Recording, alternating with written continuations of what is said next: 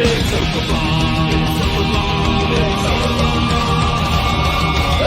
night in with Mauler and the drinker, getting trashed with the web screen thinkers. A cheap night cause I'm feeling kinda thrifty, got a 10-pack of beers and a bottle of whiskey. Hop off the cork, have a glass of wine, as they'll say, I'll be fine. Trouble walking in a straight line before the Pinot Noir. It's open bar with our hosts, Mauler and the critical drinker.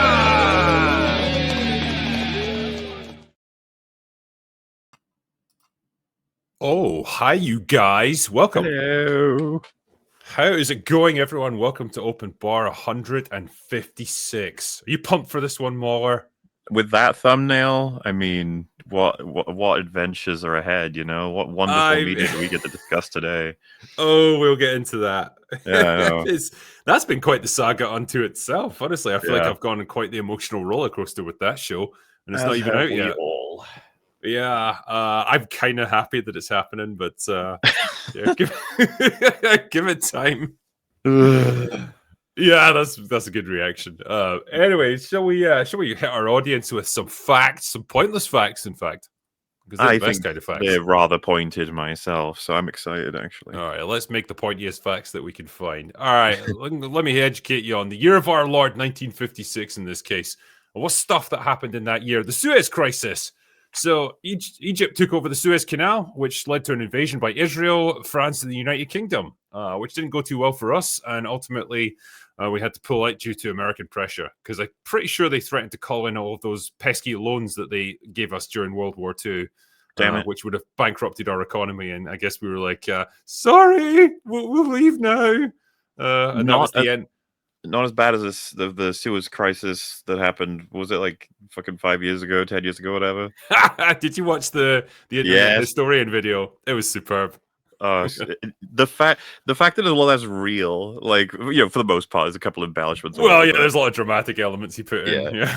Like, Jesus, what a horrifying disaster that has like the kind of consequences you just don't anticipate until you start to think about it. I mean, the fact that, like, I don't know, 50% of the world's entire global trade is dependent on this one canal that was built about 120 years ago. It's kind of insane. But yeah, I bet the captain of that ship must have felt good. What other stuff happened there? The Hungarian Revolution, big uprising against the Soviet-backed communist government, which led to the Soviets responding as they typically do, with massive amounts of tanks and bullets. And funnily enough, the revolution calmed down a little bit after that. So, I guess they had a pretty effective way of handling that stuff back then. Elvis Presley first really hit the scene. I think he probably went on to release a few songs. I think I've heard of that. He did okay. He's like considered some. He was like a street corner performer or something, right? Yeah, something like that. Yeah, he's quite good with the guitar. But yeah. Grace Kelly marries Prince Rainier. This is a fucking great story. I love this. American actress Grace Kelly ended up marrying Prince Rainier the Third of Monaco, which captivated the entire world. Apparently, it was a fairy tale romance, which is neat. And she quit showbiz after that. I'd say she had a pretty good innings there. Did okay. Yeah, that's right. And not so good news for like global culture.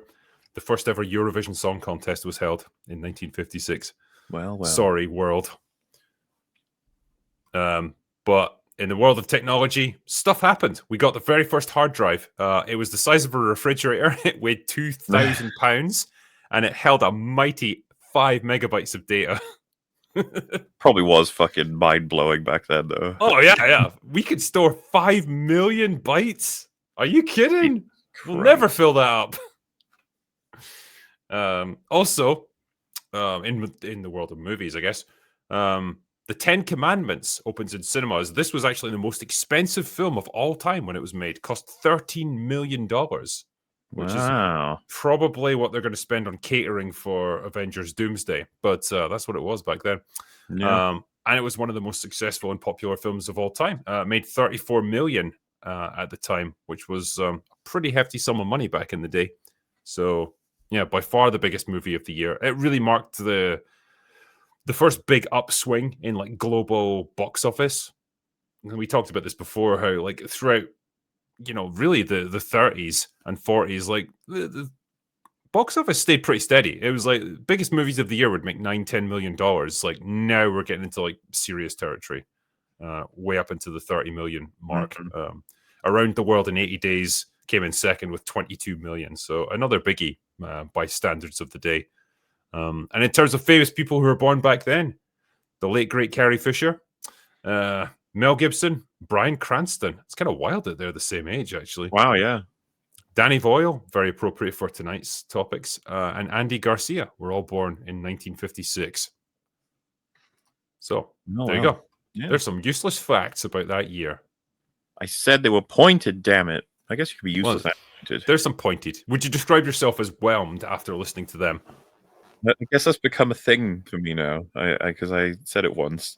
Because Gary said like he described something as whelmed and then referenced me. I was like, I don't know. Sometimes it's just the perfect description.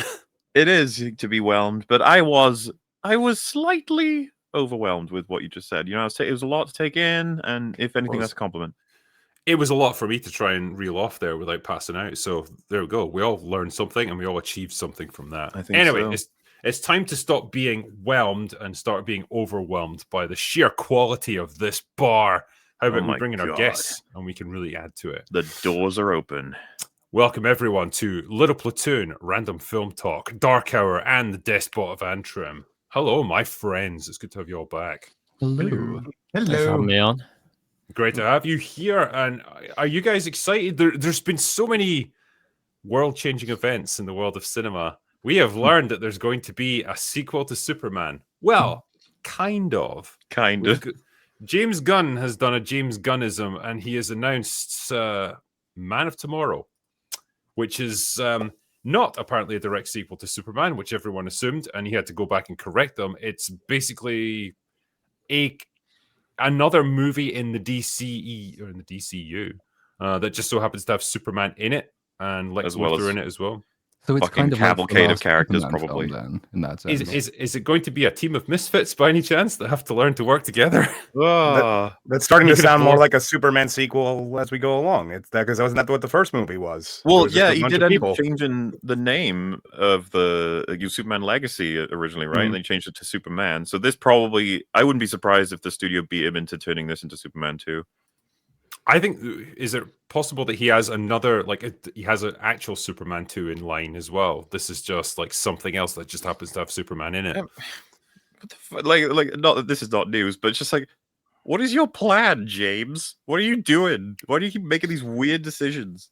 Give his family members as many roles as possible before the money runs out, and then just head for the hills, I guess. I think that might honestly be his plan. Well, people should be worried. People should be worried enough about the fact that a Superman 2 might not even be able to make any profit at all, right? Like, it can't fall apart even worse than this first one, let alone not even banking on that name, calling it Man of Tomorrow. Okay. Yeah. And then what's the trailer going to look like? It's like, well, this is a film that's about loads of people. What a weird decision. It probably won't be called, because there's a couple of films in this first slate which have begun with janky extended titles with colons and then have had the colons removed in a kind of a weird colonoscopy. Sounds painful. I know, yeah. Slightly less painful than the films that result, probably. But yeah, so like Supergirl originally had a colon title. Superman was Superman Legacy. I think there was another one as well, but they all seem to get cut off for release day when they realize that the title they've given it is kind of shit. They're just running titles is what they are. They're probably, I wouldn't be shocked if it's only named that temporarily because that's the story that they want to pull from. Because that is a run. That the Man of Tomorrow is a run of Superman comics. So do we know that Man of Tomorrow is going to be the next DC film? Like, is that the next one to come out, or is there going to be something else? No. Man of Tomorrow is 2027. The next one is Supergirl. Then it was going to be about 4 others, and then it was going to be something else. But now it's Clayface. So that sort of goes back to the question as to what James Gunn is actually planning. And the answer is I haven't got a clue, and nobody does because he doesn't either, which is great. It's supposed to have, this is supposed to be chapter 1 of the DCU. It's got a title. The chapter 1 title is Gods and Monsters. It had 5 films attached to it, of which Clayface was not one, and 3 of those don't exist anymore. So now it is just, Superman, Supergirl, Clayface, something will come after it. But he also said that though he has an idea where things belong and what films should be there, he won't greenlight them unless he's happy with the finished script. So they might just all completely move around at seemingly random. So the plan is there isn't a plan. It's just wait and see what you get. I mean, you'd think it would make sense to do what Marvel did back in phase 1, 2, and 3. Like, just, hey, plan out your phases in advance. Like, you don't need to have a perfect script ready to go, but at least plan out the movies and the characters that you want to introduce, plan out the arc for it, plan out the bad guy that, you know, the overarching story that it's all leading towards. You can then fill in the scripts afterwards. Like, if you just dedicate enough effort, you can make a Supergirl movie work, sure. But like, as long as you know where she fits into the overall narrative, it feels like at the moment, James Gunn doesn't really know what any of these movies mean. The audience doesn't know what any of these movies mean. And increasingly, no one really gives a shit what any of these movies mean. It's just stuff. It's just filling release slots. It's just making noise so that we can feel like something's happening in DC. It doesn't feel like a whole lot is, though. Nothing meaningful, anyway. Gunn seems really focused on the series that he's doing as well. So he's got, you know, the Peacemaker is clearly something a project he loves, and then he's integrating Lantern into. He had Green Lantern show up in that. He wants Lanterns to be a big success that he's going for. So that's one thing that they're already going with 2 legs on this. So the MCU started with just the movies, which was basically episodic, you know, movies. It was one after the other, and then they added the shows later. They're starting way too early with the shows, in my opinion. Oh yeah, like I have a question. I have a question for the panel, because I think a lot of you probably a bit more up on comic books than me. Like, I don't do a lot of comic book content on my channel, and I was thinking about this and comparing it, say, to the James Bond franchise, because in the James Bond franchise, when they brought in Daniel Craig, it had become a bit stale and almost a parody of itself with the last Pierce Brosnan movie. What was that called? Die Another Day. Yeah. Yeah. They just rebooted the whole thing, and they made it much more serious and grounded and gritty, and they innovated it a bit, and it was really good. And what I got from Gunn's reboot is this isn't a reboot. This is just a rerun of sort of a rehash of a kind of Guardians formula style of comic book. He's not really innovating at all here. And my question is, could you... And that's the problem with the comic book genre, is it's gone stale. It's just become a parody of itself, and there's no innovation there. And it's a genre in managed decline at this stage. And my question is this: do you think you could innovate? Is there room left to innovate in the comic book or the superhero genre and really, you know, rejuvenate it and breathe life back into it in the same way that Productions did with Bond when they did the Daniel Craig era, which was financially very successful? I think, as people have pointed out, like, there's a lot more to that whole genre than just superheroes. And I think there's a ton of like comic books and graphic novels that don't have people with capes and superpowers and all that stupid shit. And that's a wealth of, media that hasn't really been tapped into. And I think, sure, it is possible to innovate with that, because there's probably a ton of interesting stories out there that haven't really been explored because, you know, maybe they're R-rated or they're too niche or whatever, but you can do something interesting with them if you're willing to take a few risks and probably manage the budgets accordingly. You know, I've described this before, and you've done it just now, as managed decline, and I think that's what you have to do with the comic book movie at this point. It's not going to be $1 billion blockbuster money printing machine anymore, but there's still money to be made from it if you can make movies for under $100 million and tell more interesting stories, take a few more creative risks, and perhaps churn out a few R-rated ones that are violent and gritty and just push the boundaries a little bit. It can be done, but you've got to acknowledge the fact that you're not making these 2018 2019 MCU movies anymore. Even before you get to the creative risk side of things, though, like I would settle for a comic book movie that was able to do what comic book movies did in 2008. Just the basic functional stuff. Get that right at your absolute ground level. Smaller scale would be helpful. Actually have a meaningful protagonist who goes on a journey. That would be good.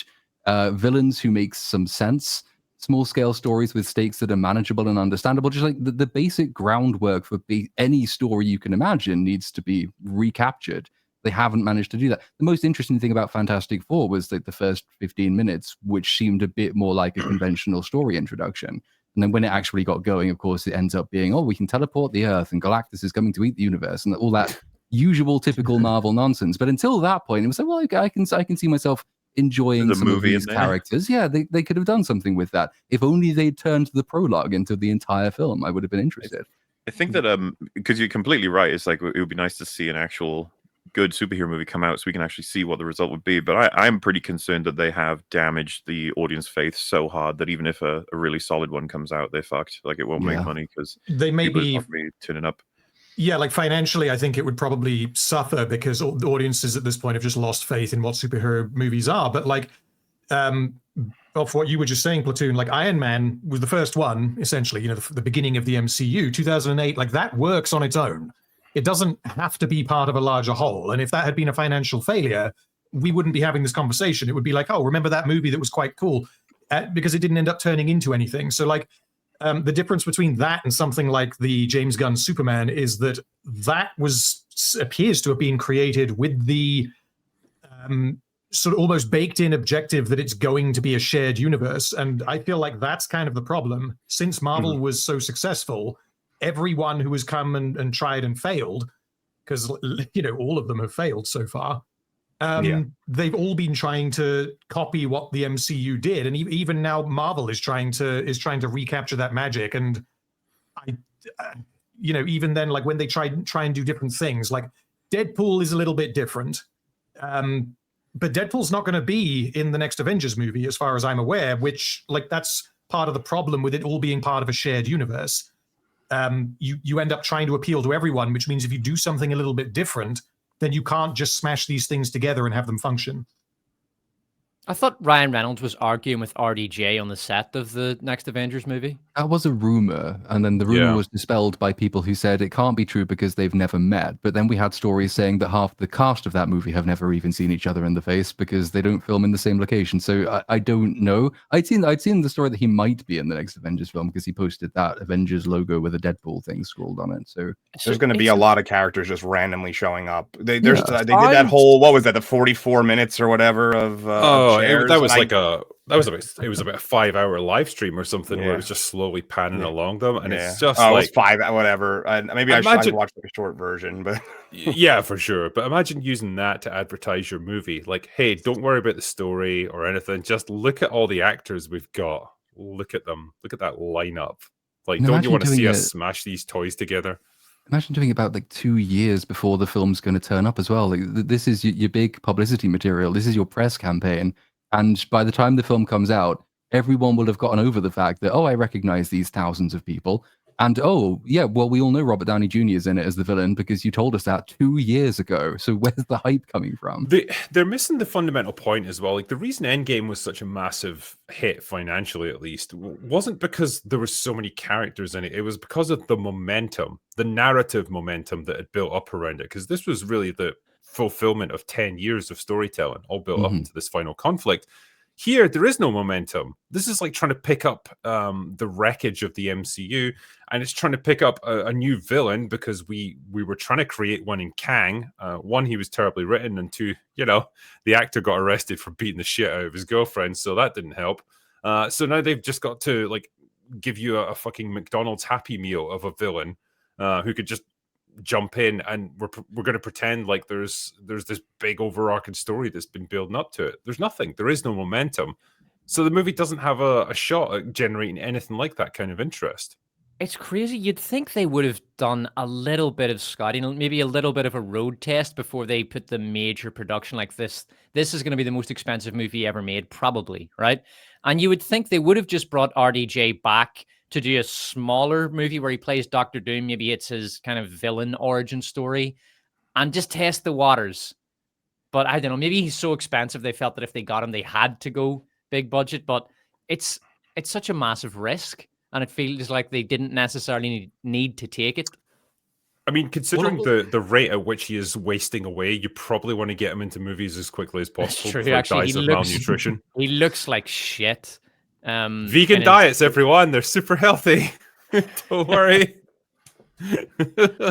I personally, I did find it a little weird. So obviously they got Galactus involved with Fantastic Four, and then he opens up a lot of cosmic level villains that some of which they've already hinted at. Like they've already shown the Living Tribunal show up and all these other characters that they could have explored. And then they dial it back down into Doctor Doom, which, like Despot said, doesn't really make a huge ton of sense. But if they wanted to keep escalating up to these larger storylines, that's the route they probably should have gone, especially if you're going to lay the ground level for it. They also haven't even introduced the character of Doctor Doom yet, and the obvious time when you would do that surely would be in the Fantastic Four movie. Spoken like a non-fan, because he had a major scene in Fantastic Four. We learned so much, and that's a bit embarrassing there, Random. I guess you just... Oh, yeah. Yeah, when he didn't show up to the Security Council meeting or whatever the hell. Yeah, it was. Exactly. His presence was felt by his absence. You see, I knew that's it. the 4-dimensional mega chess they were playing with this movie. I genuinely can't tell if you're memeing there, Mola, because I do not remember that. What the hell?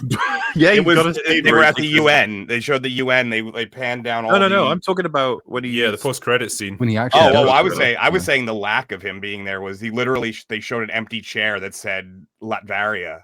I actually didn't get my post-credit scene when I was watching it.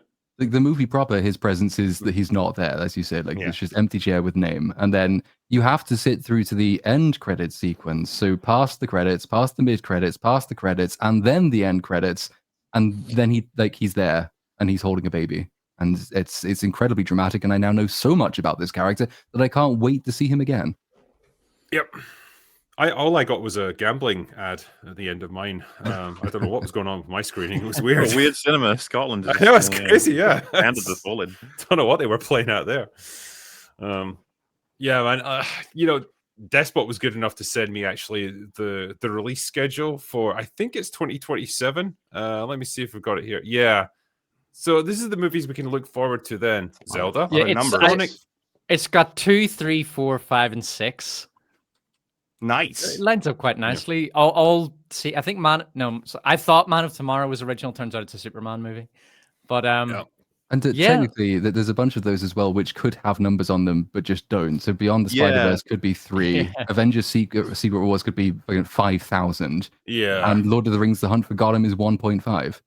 You could even call it 7, technically. Or 7. Yeah.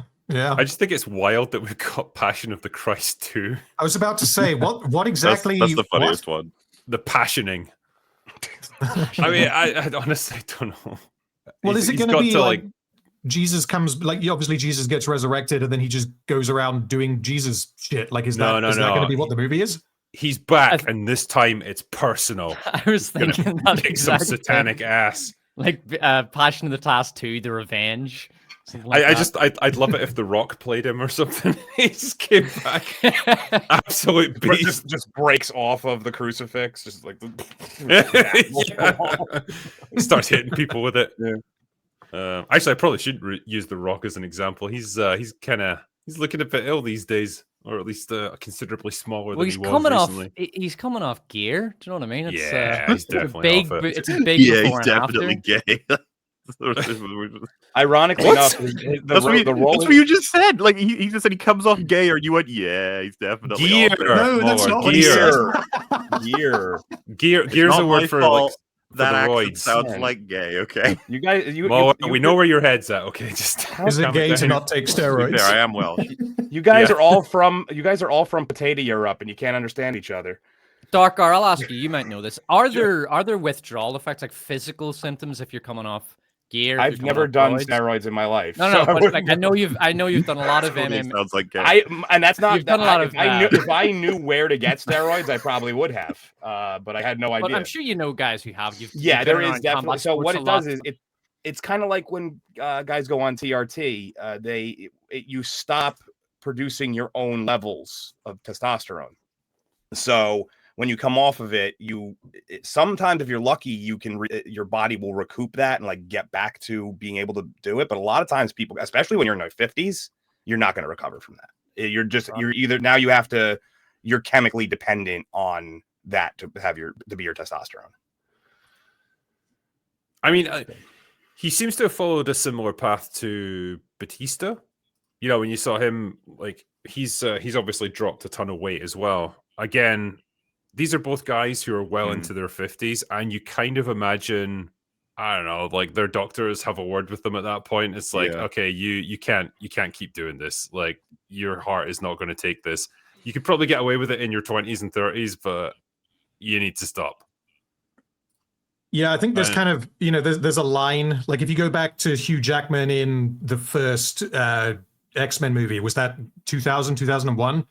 And I mean, he doesn't look absolutely shredded. But, 2000. Yeah, you know, he looks good, but he doesn't look like a cartoon character, which is what he looked like in Deadpool Wolverine. Like, I feel like there does come a point where, regardless of whether or not you're on steroids, you almost don't look like a human being anymore.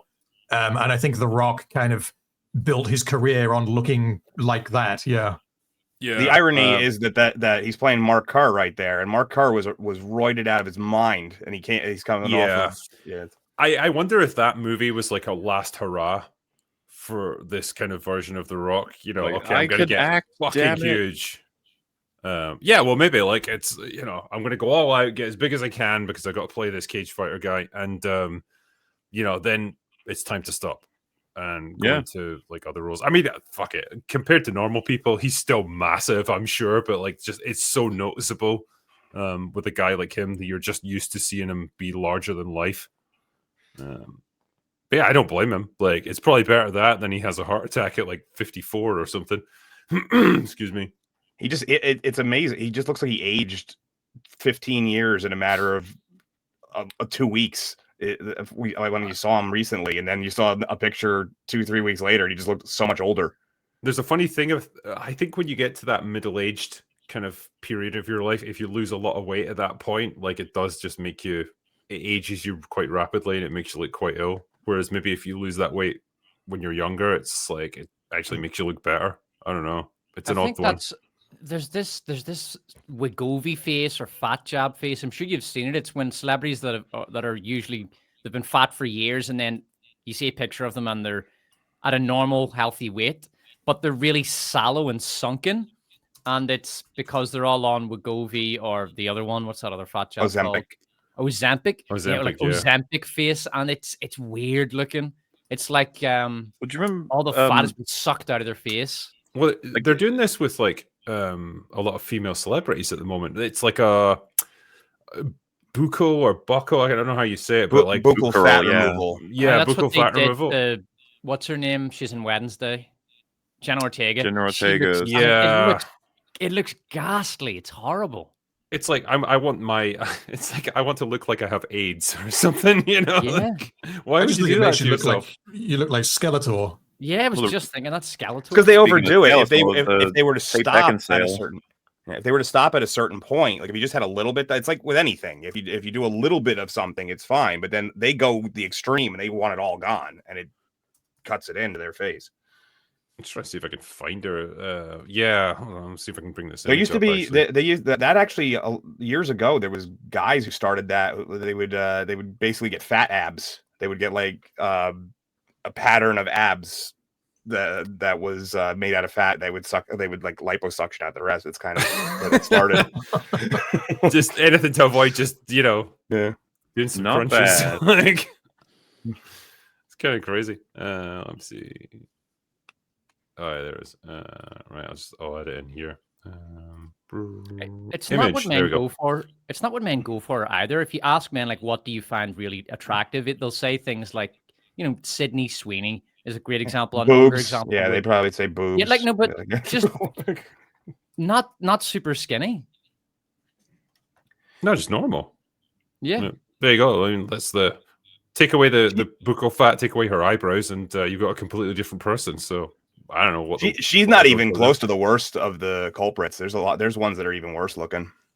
Well, yeah, Moriarty was so bad that like a lot of people try to go the route of like, oh, this is misogyny, or this is disgusting. Let people, you know, blah blah blah. But Erin Moriarty's was so bad that I think everyone just agreed. It's like, oh, that's a catastrophe, and something needs to be done to stop this shit from happening. Yeah, it just keeps happening, and they all looks the same. And quite often it goes hand in hand with lip filler, which is it doesn't work at all because it looks like A, you've got cancer, and then you've swallowed a bee. And that combination of things is quite horrible. And they keep doing it. Everyone seems to do it. Anya Taylor-Joy, that's another act, and I noticed that one because when I watched.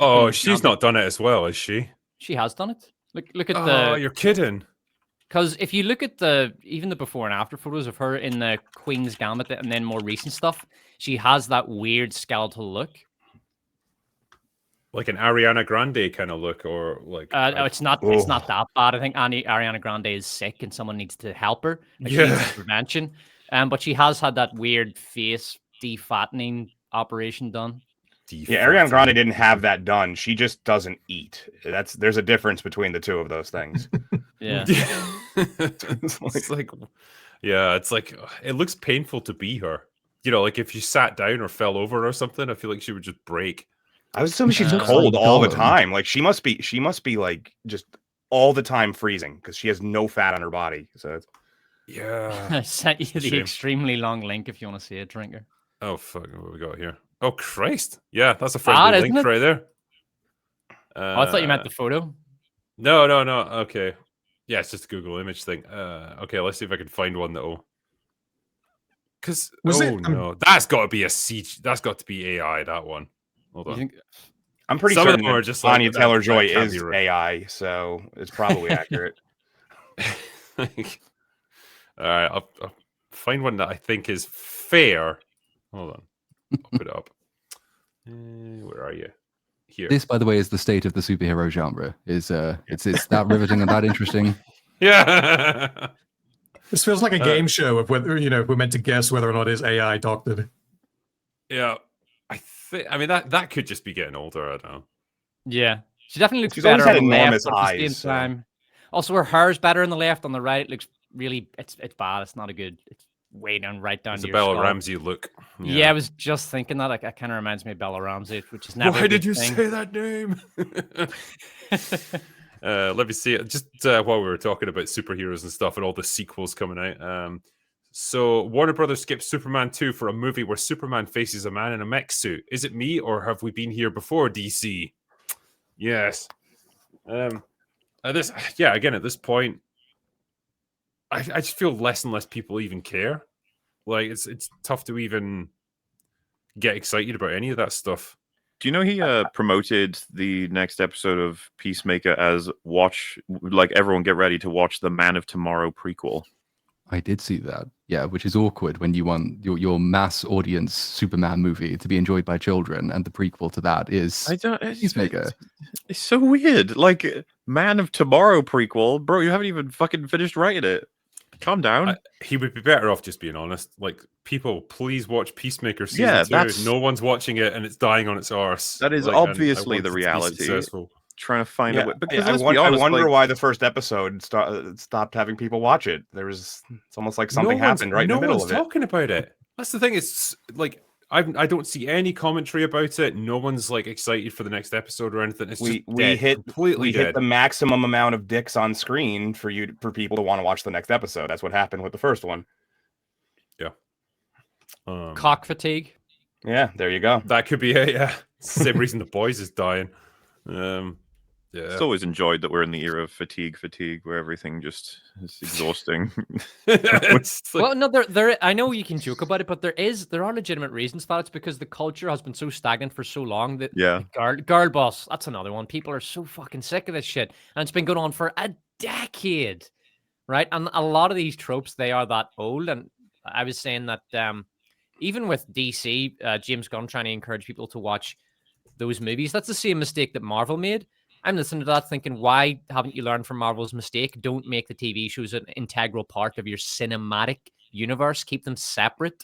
Because if you have the two together, it becomes homework for people and they just get burned out on it. That seems like a mistake to me. It's not just the work, though. I mean, it is a lot of work to try and track TV shows. But then when movies come out and inevitably they either botch their attempts to tie in or they just don't tie in particularly with TV shows, the homework is unrewarding because the shows are shit, and then also it doesn't count as homework. It doesn't tell you anything about the characters you're now seeing on the screen. But then the problem becomes, if you only watch the movies, what are you getting? And the answer to that appears to be Superman, which is awful. So I don't care about Peacemaker. I haven't seen it, probably never will. I go to the movies. James Gunn has said, well, technically there's some stuff before it, but this is kind of the de facto start of my DCU. And what do you get? Like a main character, a protagonist who has a couple of traits, and that's basically it. A villain who is fundamentally broken and unusable and can't be brought back in any serious capacity. A story that makes no sense, and a bunch of kind of endearingly performed side people who aren't characters. They are just gimmicks, and they tell the same joke, and that's their thing. I'm not invested in this. I don't care where this universe is going. The universe is broken, and there are no characters in it. So come back to me, James, when you've decided to write one of those. Until you do, why should I bother? But Platoon, you don't understand. Like, Superman's been a big hit. It's now past $610 million. I know, which is wild. Like, it's been released on digital already, but it's somehow still bringing in money at the cinema. Are they just going to keep it in movie theaters as long as it takes? It's just like it'll be here like 5 years from now. Like, until there's a big competitor coming. I mean, what else is there really at the moment to be worth getting rid of Superman for? Jaws. Jaws. I mean, well, yeah, that's something worth going to the cinema to see. It's just been funny because I started doing a Superman video when that movie came out, and typically that video is still going. But when I started, people were saying, it's going to make $1 billion, it's going to be great. And now I'm finishing the video, it's made 600. That's really great. That's good enough, actually. The same people often are saying these things.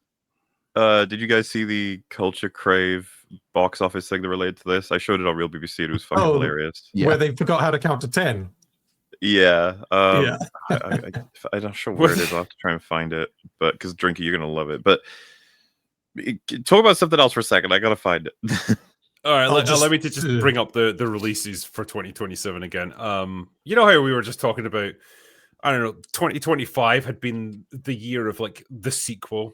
It's been mocked many times. Like the vast majority of movies that were at the cinema this year, particularly the summer movie season, either been sequels or just reboots, like the usual stuff. You'd think that eventually they would learn from that and they would tone it down a little bit. No, it's still going strong. Let's just keep churning them out forever. Oh, Jesus Christ. Ice Age 6. Who in the name of God asked for that? Shrek 5 was dreadful. I only thought there'd been like 2 or 3 Ice Ages. I didn't know there'd been Ice Age 5 more. 5 like super successful? I have no idea. I don't even know what the subtitle for that one is.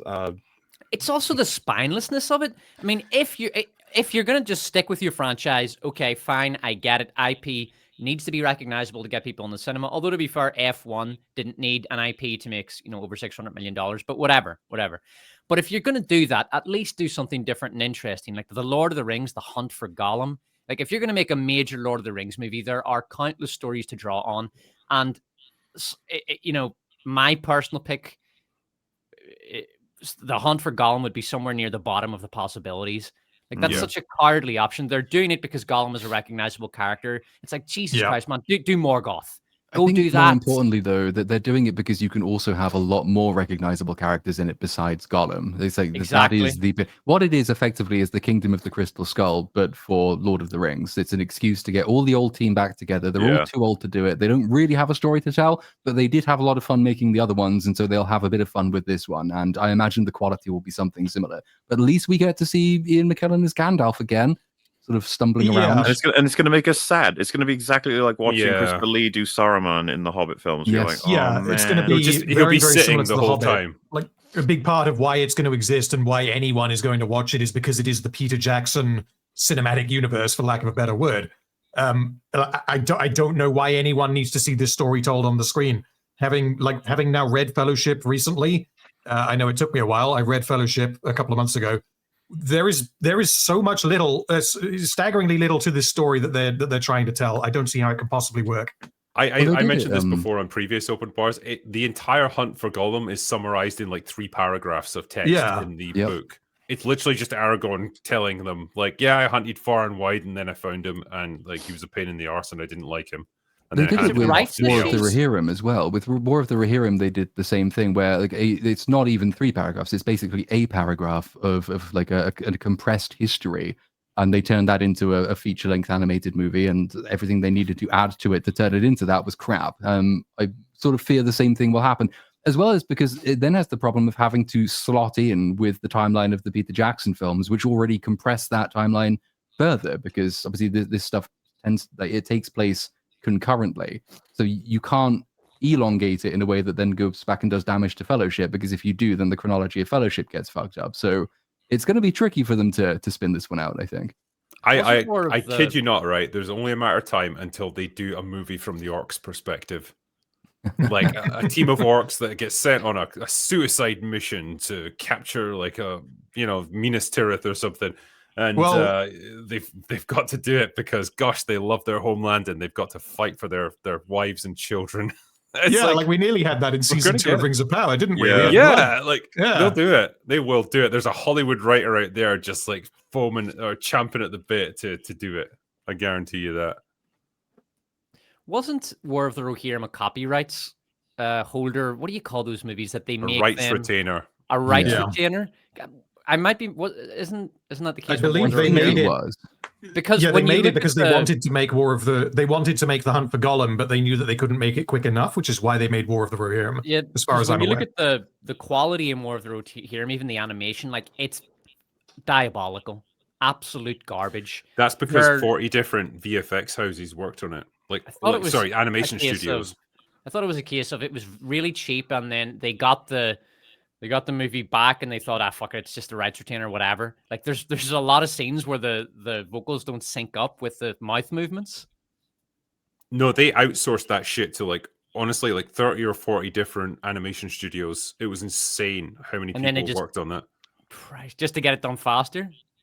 Pretty much, yeah. And so that's why it's so wildly inconsistent. There's some scenes that are pretty good, and other scenes that you can tell it's all CGI, and then still more scenes that are just choppy and really jerky, and they don't sync up, as you say, with the dialogue or anything. It's a mess, and it's a shit script in the first place. Of course, they've got to have their girl boss, so it's pretty much what you'd expect nowadays. I've sent the link, by the way, Drinku. Oh right, what is this? What we were talking about with showing us the top grossing DC films of all time. Creative way of getting James Gunn's Superman onto a we got to celebrate. List. Yeah, we got to celebrate Superman somehow. It's important that everyone knows just how successful it is, even if you got to do some fudging. All right, here you go.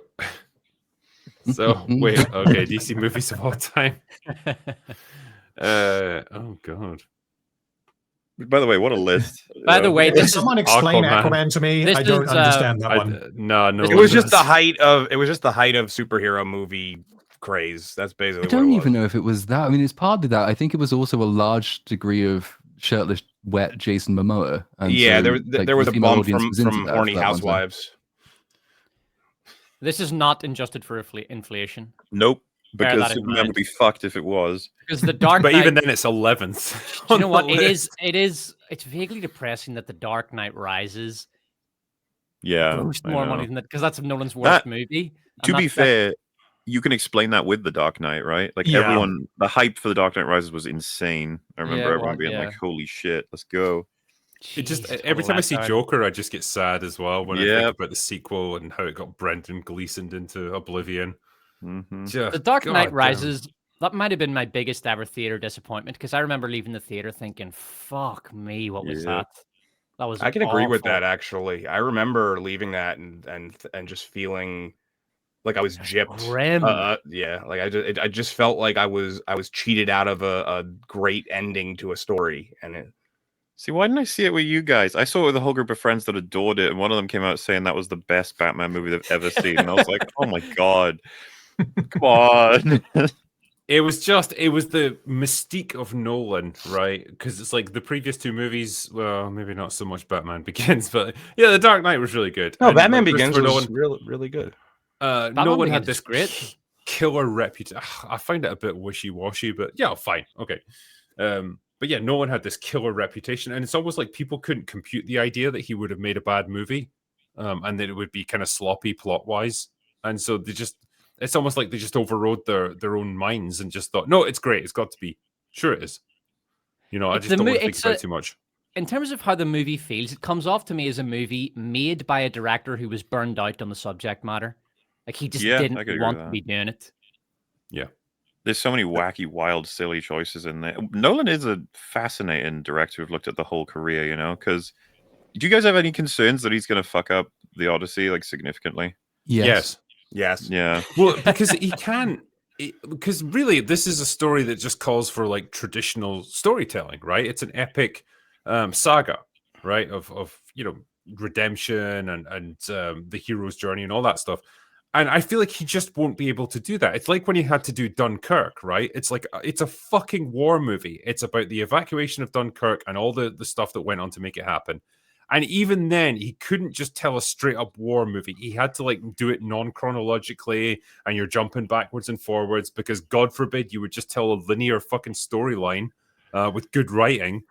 And it's like he's probably going to do something like that with this. It's going to have to be some mind-bending, fucking universe redefining piece of nonsense. That would be incredibly confusing with the Odyssey because it has its different segments which all have its own characters, and it's every segment of the Odyssey is like a little contained story with a beginning, middle, and end in itself. But that would be a disastrous choice for the Odyssey. But he's a director with sensibilities and he can't get past them. It's the same with James Gunn. You ask him to make a fucking Superman movie and he makes a wacky team-up movie that happens to have Superman in it. Like they have certain things that they just have to do and they've got their comfort zone. They can't get too far beyond it. And with Nolan, it's like, no, I can't just tell a normal story. It has to be this fucking crazy thing. Yeah, well, that's with the thing, right? movie, Memento, it's really appropriate. Like, Memento. Stuff. Yeah, Memento and Prestige both told completely in wacky orders, but like I consider them both masterpieces, borderline. But like then we have something like Tenet, where you're just like, please stop. Then he went too far. Yeah, he went full Nolan. Which do you think is worse? I mean, I actually think Dark Knight Rises is worse than Tenet, but Tenet's probably the second worst. I haven't seen Tenet. I don't intend to. I still don't know what the hell I'm watching with Tenet. Yeah, at least with Dark Knight Rises, it's dumb and it's got loads of problems, but it's like I can follow what's happening. With Tenet, it's borderline unwatchable. It does have Anne Hathaway fighting in high heels, like really high heels, which is fun. Yeah, she had 6-inch stilettos on and she was fighting with. I always thought she was a bit overinflated. But yeah, Tenet is a bit. It is a bit unwatchable, that movie. I feel like that movie. Think she's a good actress? What's that? Do you not think she's a good actress? No, she's definitely a good actress. I just don't think she's as hot as people make her out to be. Oh, okay. Sorry. Just doesn't do it for me.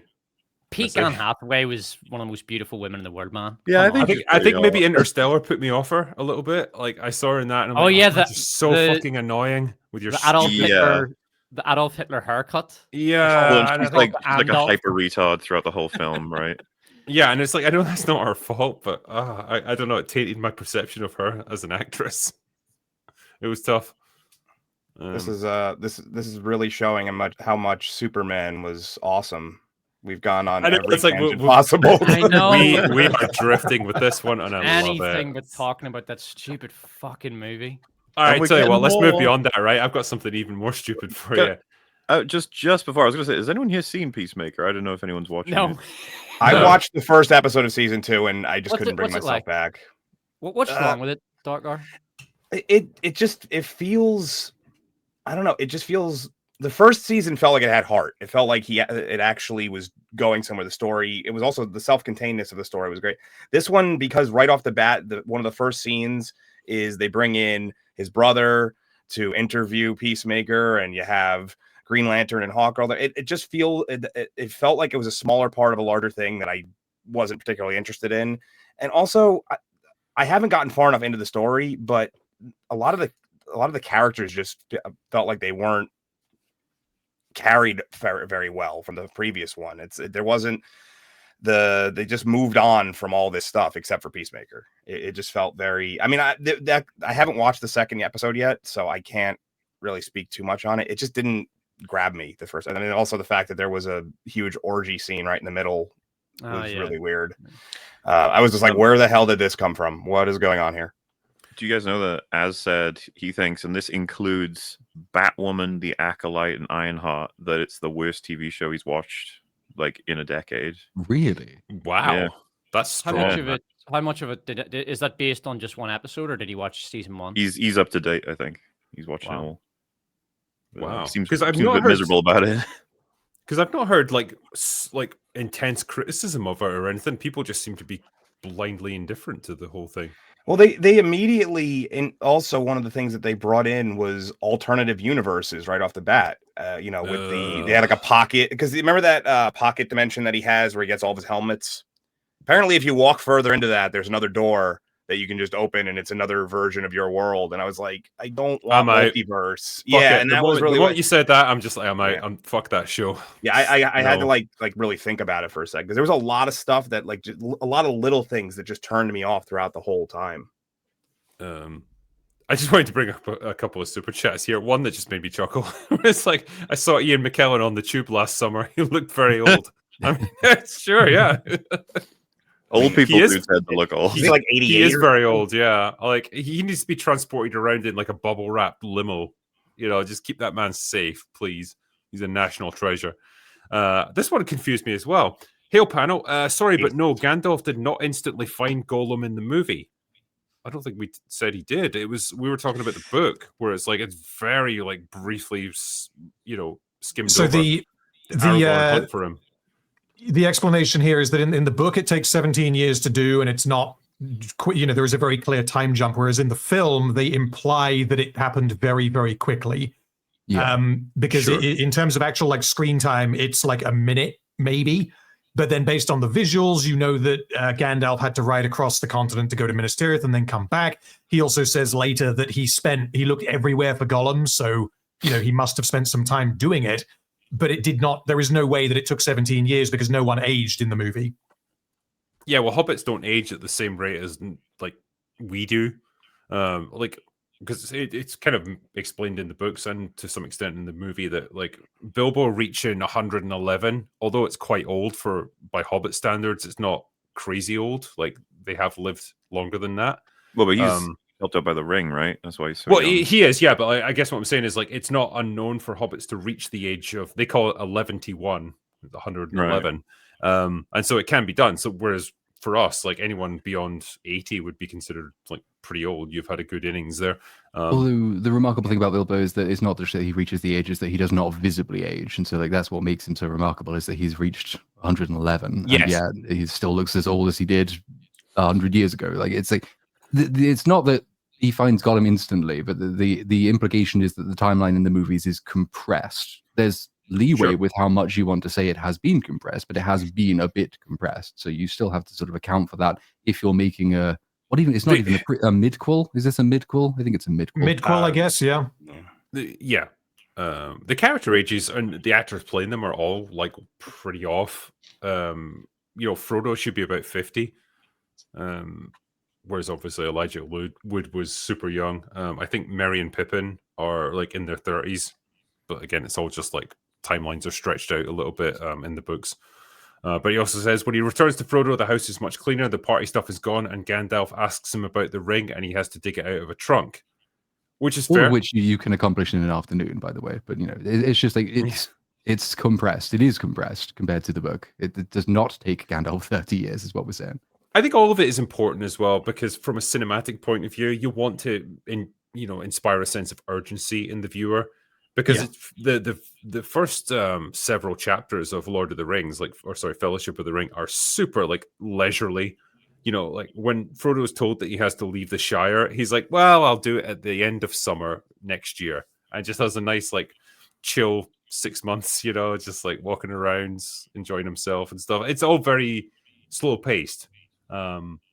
Obviously, that's not very exciting from an audience point of view when you're watching a movie, and so it has to be like sped up a little bit. Like, no, Frodo, you have to leave tonight. Go! And so it's all like run, go, go, go. So it's different, but it's sped up, and it makes sense why it's done. It doesn't destroy the narrative or anything. It's a different way of approaching it, I guess, which is fine. I'm okay with it.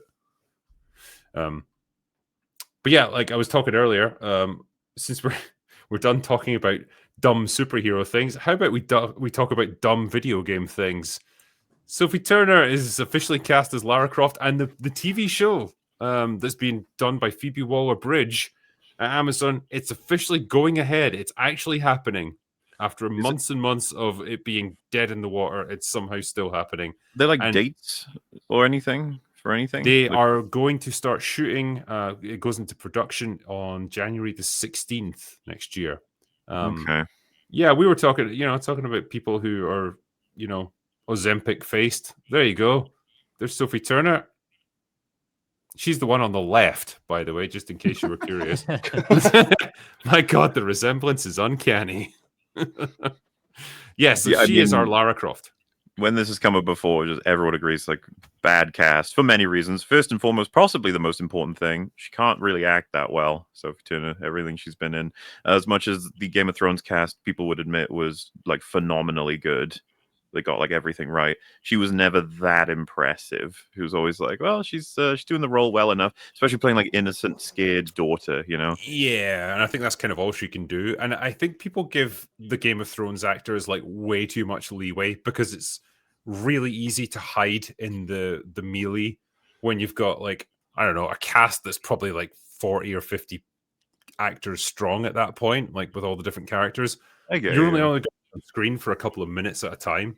There's a big difference between that and having to hold down an entire movie or an entire TV show. She popped up in the X-Men movies, right? And that was like a good test of just, she's not very good.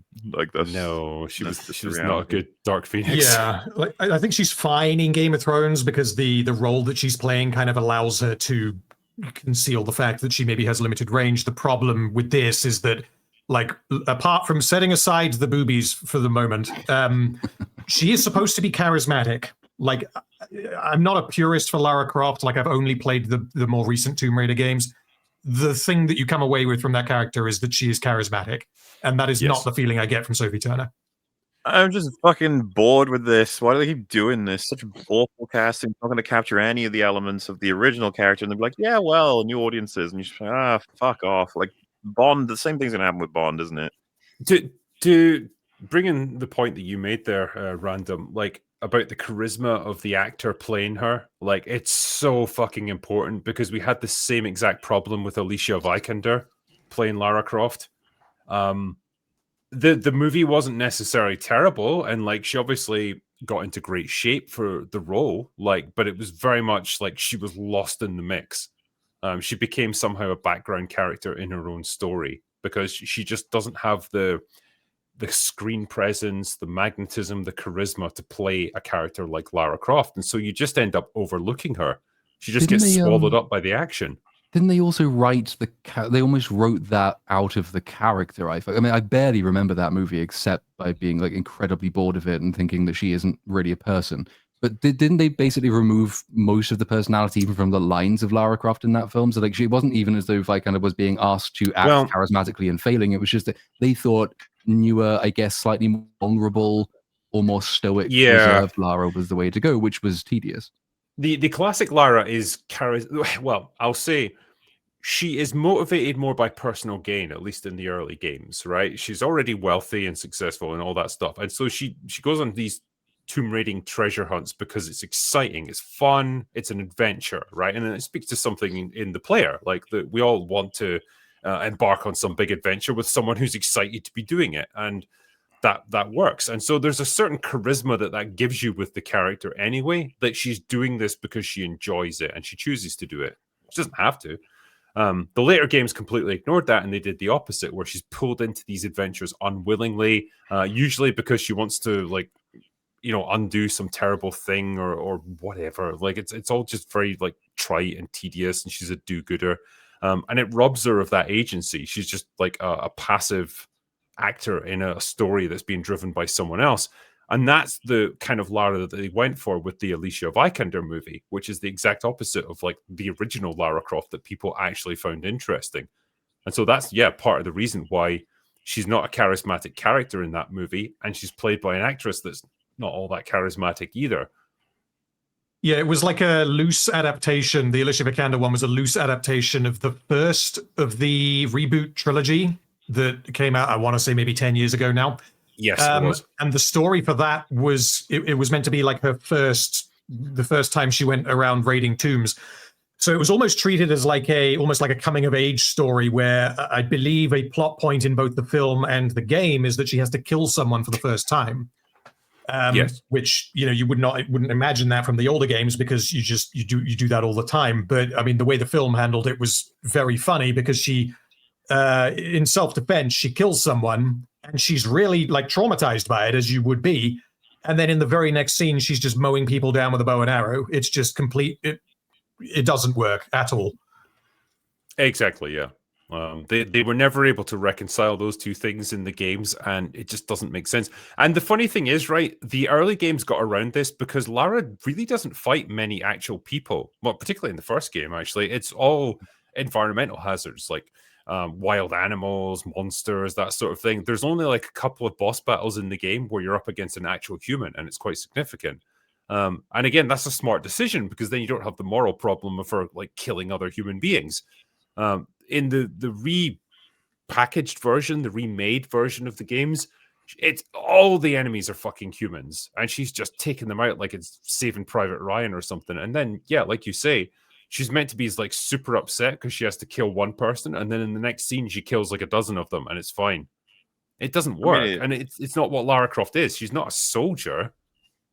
It just feels like homogenous slop that like loads of games have fallen into becoming, which is the like Uncharted clones essentially. But you could say it's all to do with Naughty Dog setting the precedent with like The Last of Us or whatever have you. But I don't know if you guys have seen the trailers for the new Bond game, but it's like I don't know if I'm being too pessimistic here for everybody, but I was watching it and I was like, holy shit, this doesn't feel like Bond at all. This just feels like some generic third-person shooter that they've decided to put out, and it feels the same for Tomb Raider. What they did to that.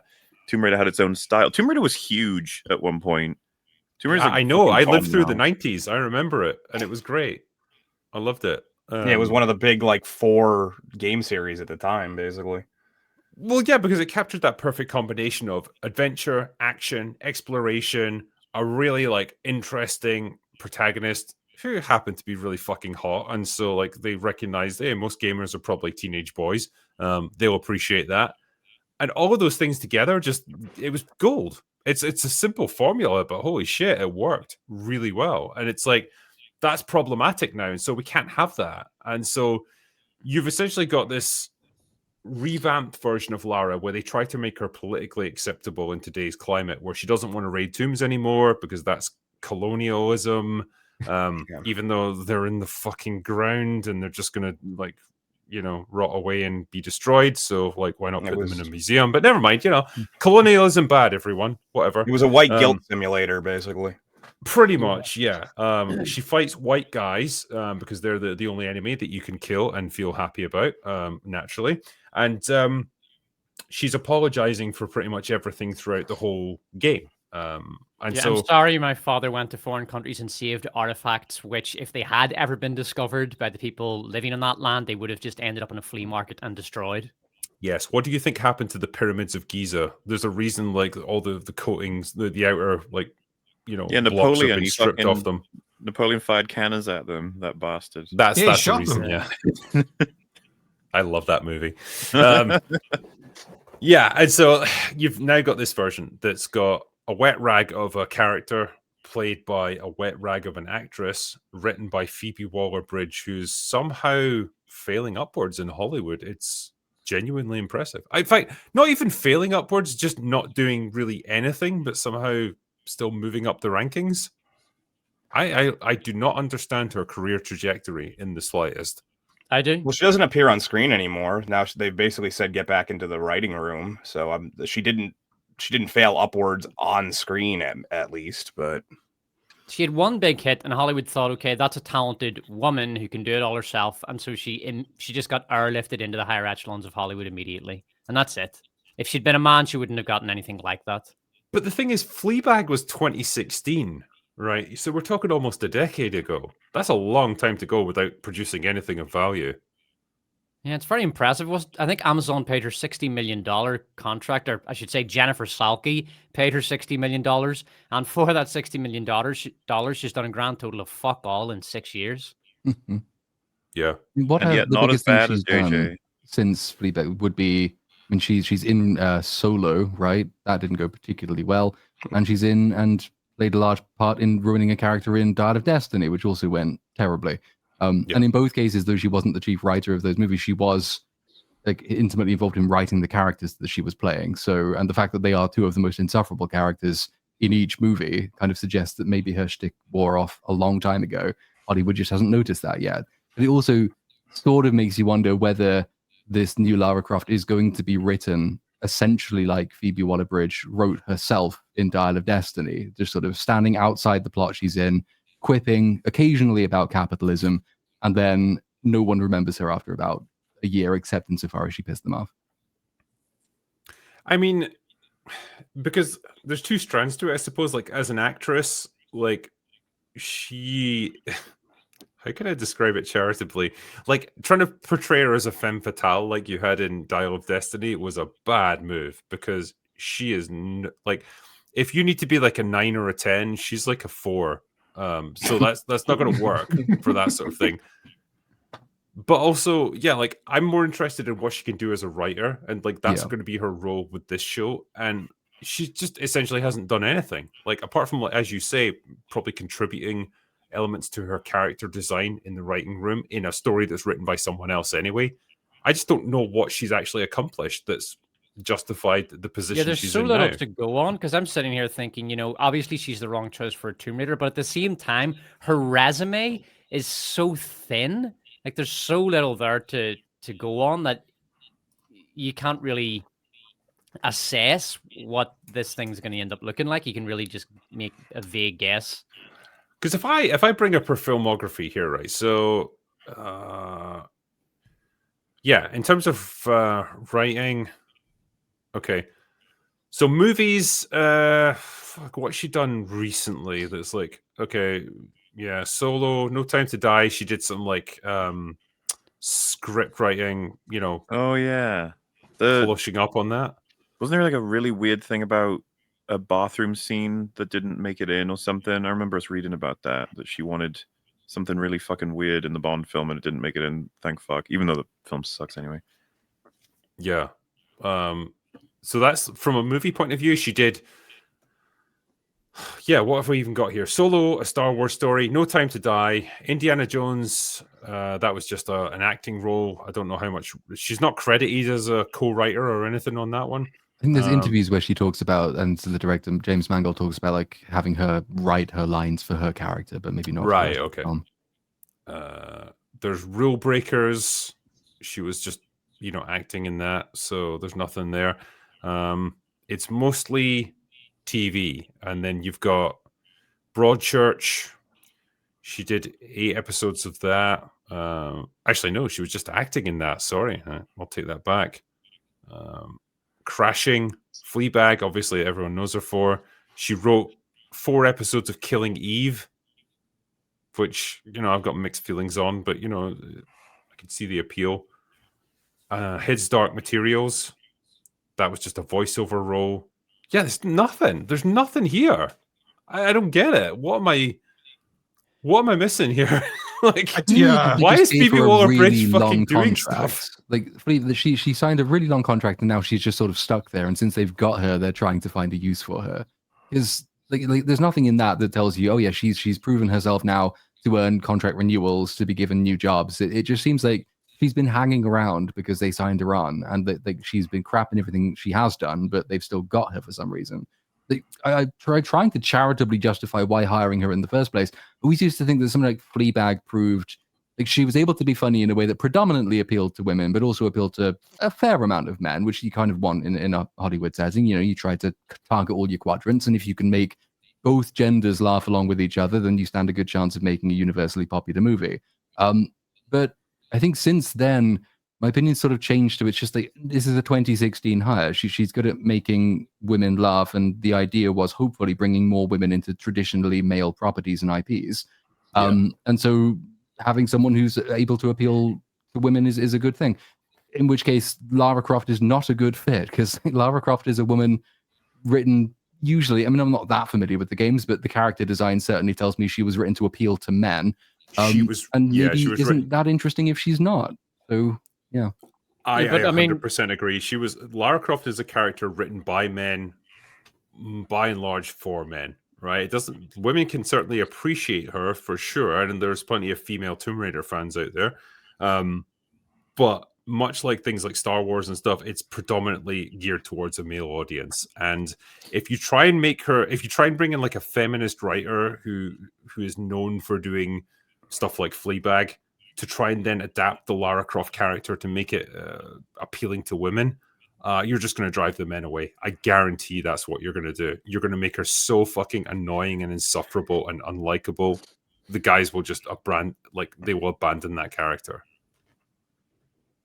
And then who have you got left?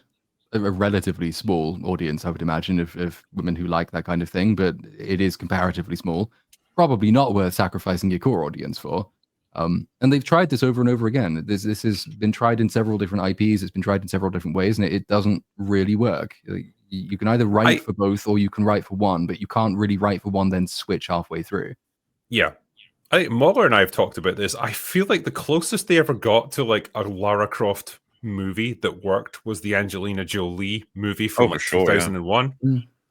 Dude, she was hot as fuck in that movie, and she played into it, and the action sequences as though there's goof to it, but like it's fun. You got Rimmer was a fucking Alfred, right? Rimmer, yeah. Yeah, Chris Parry. Yeah. And just fun temple-y shit and a bit of crazy, like the statues coming alive. I just remember that, and the crazy robot and the guns. I always liked the way she reloaded her guns in that movie. It was just like, hey, this solid. We didn't realize that was the best we were ever gonna get. Yeah. It's all downhill from here. Yeah, I think they understood the correct tone for it, and let's have a bit of fun with it. There's action and adventure and stuff, but don't take it too seriously. It's just a bit of fun. And Angelina Jolie, in terms of actresses that could play Lara Croft at the time, she was probably the best you were going to get. And unlike Vikander and Sophie Turner, she was an actress who actually had real presence on screen and magnetism. And charisma, and as Mauler pointed out, yes, she was also hot as fuck, and she had big boobs, which made her just the perfect Lara Croft, really. And we've never come close to that again, and I don't think we're gonna. Who would you cast? Really. That was going to be my question, because there must be many better suited, better adorned women around there who could maybe play help us out, chat. The chat has said this multiple times. From a physical standpoint, Haley Atwell was perfect. Yes, for the role. Haley Atwell maybe not now, but like 10 years ago. 10 years ago, Haley Atwell. That's the bullshit, man. It's like they do this so many times where they run out of time on some of these actors that were just the perfect person to play the role. Someone just said Daphne Keane. I mean, Daphne she is. Keane, from a physical standpoint, from what we've seen of her recently, if they were to want to go that route, she could probably play the role for a while. Yeah, but she's tiny. Like she's 4 foot nothing. She's really quite small, yes. Yeah. She's also not. She would need to I mean, she's a beautiful woman, but she would need to really get in shape athletically. It's not enough to just have big tits. You do have to be athletic looking to play the role. You have to be able to like climb and stuff and make it look realistic. It depends on how much you're going to lean into sort of, the goofiness of, for example, the Angelina Jolie films, because if you're going to just go all the way in and kind of go back to that era of filmmaking, then I don't necessarily think that matters. Pedro Pascal. Some of your people said that. He'd take the role too. He would take the role. The obvious one that loads of people are saying is obviously Sydney Sweeney with like brown hair, but then I feel like it's quite tragic where we've reached this stage in modern cinema where like the only hot girl with big tits that we can think of is Sydney Sweeney that could play Lara Croft. We should be swimming in actresses like that. I think she gets referenced more as well because of the fact that she's clearly okay with it. Like she engages with it, embraces it, so it feels like a more comfortable casting versus a lot of women that might be like, I don't want to do that. Yeah, I don't want to be objectified in that way. I'm a serious actress, don't you know? I do quite like the idea that there is somewhere in Hollywood there's like a bat signal for Sydney Sweeney, and it is just tits. They just project them onto the sky when she's needed. They're pointing out here as well the Sofia Vergara. I never know how you say her surname. Vergara. Body type is what you're looking for. Again, body type. Yeah, exactly. Like kind of tall, statuesque, very full-figured. That's what you need. And like maybe it'd be better off just casting an unknown. Just find a girl who physically fits the role, and then hopefully she can act. Because some of these, the problem is like some people said Alexandra Daddario, obviously Sydney Sweeney was brought up. The British accent is kind of important. It's gonna fuck them up. Yeah. That's why. Oh man, it's so annoying. Haley Atwell. That's why Haley Atwell was choice. perfect. Yeah. Yeah. God, but as now you what? say, Mauler, they Yeah. slept on that one. Like they did not She utilize was her. right She was there, man. She's right there. It's because she was locked into a contract with Disney to show up once every so often in a tiny role. It was. They're still trying to make Agent Carter a thing. They're so desperate, like, because she's going to be in Doomsday as well, as far as I've seen. God! Like she's got meaning. She's not had a meaningful role in the MCU since Captain America. Like it's just little cameos here and there. They tried to get it. They did 2 seasons of a TV show she led, and it just didn't work out. You gotta let it go. You gotta let it go and move on. And that wasn't Haley Atwell's fault. It's just the scripts were really uninspired and just it was pretty weak stuff. You can say as well there's just not enough interest for that. There just isn't, even back then. So find something else. But Jesus, yeah. Is there anything to be said for Pedro Pascal as Lara Croft? I mean, could get it. Like I said, he would accept the role. That is one thing he would do. He would definitely take also a massive tit, so that helps. He just but he wouldn't shave his mustache for it, so that's a kind of a problem. He refuses to get rid of it. The thing is, there are people who are into that sort of thing, and they're Lara Croft, so I think it'd be fine. Who's that girl that was in Fallout again? I can never remember the actress's name. Oh, she voiced Jinx in Arcane. What's her name? Is it Allison something? Fuck. I don't know why I've forgotten her name now as well. Emma Come something? on. Ella Purnell. Ella Purnell, that's it. You were faster on the keyboard. Yeah, I wouldn't have picked her. She's fine in Fallout. She's not Lara Croft though. No fucking way. I don't buy her being a Lara Croft now. Yeah. It is tragic that we're missing this. There's a dearth of hot actresses in Hollywood. There's a dearth of good actors that are No, younger. hot actresses, Mauler. I don't care about anything else. It's a sad world. Yeah, anyway, that's the state of Tomb Raider, I guess. So sorry. My hopes are not high for this one. But hey, it's gonna make for a good review fodder, I'm sure. So there's that. I put odds on this, right? You guys can take the bet on this one. Lara Croft's either going to be gay or bisexual. What are the actual odds? Like, I will give you. It's got to be like 2 to 1. It's so fucking obvious that she was gay in that Netflix animated show. I can't even remember what it was called. It was I remember. It's not even worth taking the bet because of how obvious it is. You wouldn't even make money on the bet. The more interesting bet maybe is it gay or bi? I assume bi, right? I would say bi because it's less. Yeah, it's less committed, I guess. Yeah, bi gives more options. Many more options. It truly does. Yeah, if the show gets the second season, it gives them more options narratively, I guess. They will also want to at least have the ability to lean on the femme fatale aspects and not have it be like, oh, I have to seduce men, like so. Yeah, but it's also, I mean, it's understanding the target audience, which actually, now I say it makes it less likely to happen. But what you need is the sex appeal of the occasional lesbian sex scene, whilst not making men think that they don't stand a chance with her. In which case, being bisexual is absolutely the way to go. Because if she's a lesbian, then the male audience will look at it and say, "Well, that's not fair. I can't win. Why should I watch the show?" Yeah. Let me just do a couple of super chats before I go on here. I like this one. Stuckman named The Force Awakens his #1 movie of 2015. That can't be true. Mauler, you know your Stuckman lore. Is that true? I could 1000% believe that he said that. That is, TFA is a Chris Stuckman movie. Like, he really loves. Like, I'm not even trying to be mean. He loves. Yeah, you are. Yeah, you are. He loved the Obi-Wan Kenobi series.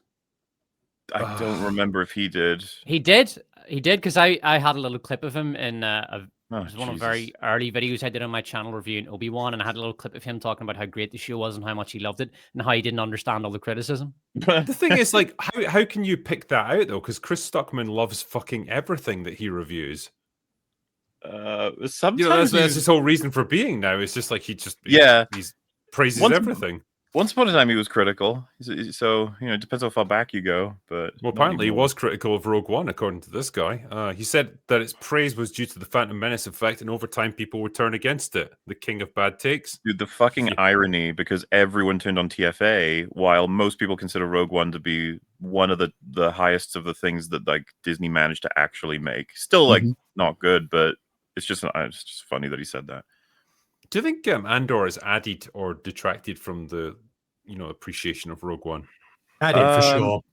So I watched it straight after finishing Andor season 2 to see how it mashed up, and I will say, it hit bad, like Rogue One's dialogue compared to Andor's. It was just like, oh shit, we're back to like everything being really explicit and weird and obvious. But I will say, like, the third act, I think I liked it enough as it was, but watching it after Andor season 2, I was like, oh, this is even better now, because everything that went into it and all the histories of the characters and stuff. So I'd prefer to say Rogue One benefits from Andor, but it's still noticeably shitter, One way of testing that would be to say, is the most frustrating character in Rogue One now, and by some distance, Jyn Erso, because she sucks. Yeah, she's a huge fucking problem. If Andor movie. has improved everyone else that reappears in that movie, but not her because she didn't appear in Andor, that sort of suggests to me that Andor has done some work to help its characters out. You've actually reminded me of, like, that is a serious problem for Andor, because you watch Rogue One after it and you're like, why the fuck is all this attention being given to this girl we've never heard of, that apparently was an important figure in the guy who made the Death Star's life, Krennic's life, and Saw Gerrera's life. I guess if they had more time with Andor, they could have given a bit of a history for Jyn, but man, she just pops out of nowhere, and everybody fucking, when Andor is like, I'm gonna do this job because I believe in you, Jyn, you're like, what the fuck? That's Kathleen Kennedy. Just like she must have been watching that movie, just flicking the bean, just having a fucking whale of a time. Jesus. That went a route I wasn't expecting. That's awesome. A woman in I just got the amazing. You were was that on my end, or was Drinker roboting? I think we all just. It's because I was critical of Kathleen Kennedy. They got me. Next thing you know, that someone's going to kick in his door and he's going to be dragged out. Oh yeah. No, that's if you that happens all too often in the UK at this point. Didn't Disney on Disney Plus, didn't they change the Rogue One banner image, that they made Cassian way bigger and then Jyn significantly smaller on the Rogue One advert on Disney Plus, because they sort of understood that most people were now attached to a character who was not that film's protagonist, so they might give it another shot if they think it's a character they know and recognize. It's like the reverse Finn effect. This was a character we now need to make bigger. I wouldn't be surprised. I think with Star Wars, like, you've got to like latch onto any little like oasis in the desert that you happen to find. Like, oh shit, like people like this little green character from the Mandalorian, like put him on every piece of merchandise we own. Finally something sells. People kind of warm to Cassian Andor. Yep, better make him front and center, because it's like something that finally people like. I don't know, man. It's like, it's got to be tough to work in the Lucasfilm marketing department at this point. Has got to be like a death sentence for your career. It's tough to watch the result. I mean, we're going from Andor to nothing to the Mandalorian and Grogu. God. The better way to put it is we go from Andor to just Filoni-verse forever. I mean, at least we can still go back to Andor. Like, no matter what happens to Star Wars with Filoni and Grogu and all of the rest of that, the ending of Andor was really, really good. It's not like it fell off. So, unless Disney decides to delete it, we will always have to go back to episode 8 and episode 10 and episode 9 and 11 and 12. I know. I like this one from Larry. Made you look how to save the Jurassic Cinematic Universe. Jurassic BBC Earth. 1, don't bother with bad guys. 2, hire science nerd advisors. 3, simulate what might actually happen if this was real. 4, get awesome narrator. 5, profit. So is that the Walking with Dinosaurs?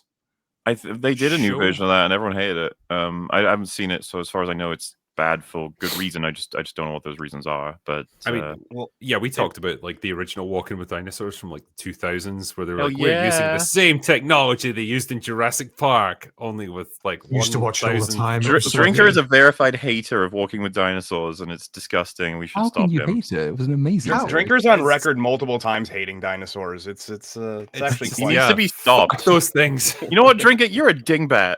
No. Why did you say that? Despot so hard that he left. I know Despot to leave because I used the D word. we need to get John in here to verify that. I'm gonna get him on one of these days. Who that fucking guy is, I have no idea. Get him on the BBC-based Jurassic Park. If you said anything bad about the dinosaurs being, if you said anything about them destroying anything, you'd be arrested immediately. Yep. Disney show. Yeah. RD. What's that? Oh yeah, here we go. Drinker hates dinosaurs, loves asteroids though. Go figure. Yeah. I'm all for that. I was talking about primitive war because people mentioned that. It's like, yeah, that's dinosaurs getting mowed down by the dozens by troops in Vietnam. I fucking love that. That was Drinker, great. You still owe me a super chat from that to pronounce the dinosaur I sent you. You never did it. Which one was it? It was. If I tell you, you can pronounce it. Then. Type it in private chat, and I'll start to say it. Let me get the. It sounds like fun. Well, it's one that's been in the movies before, so it's. Despot's in the back. This I've got to try and do. I'm gonna get liquored up before I do this one. Actually, there we go. I can pronounce this one, so I'm not going to do it. Yeah. Yep, same. All right. Yeah. This one's in Fallen Kingdom, I think. They say its name a bunch of times. Yeah. Pachycephalosaurus. Okay, you got it right.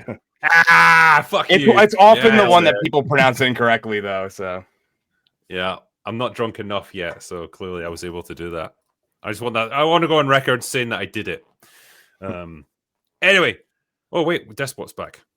There we go. We lost you for a second there. Are you okay?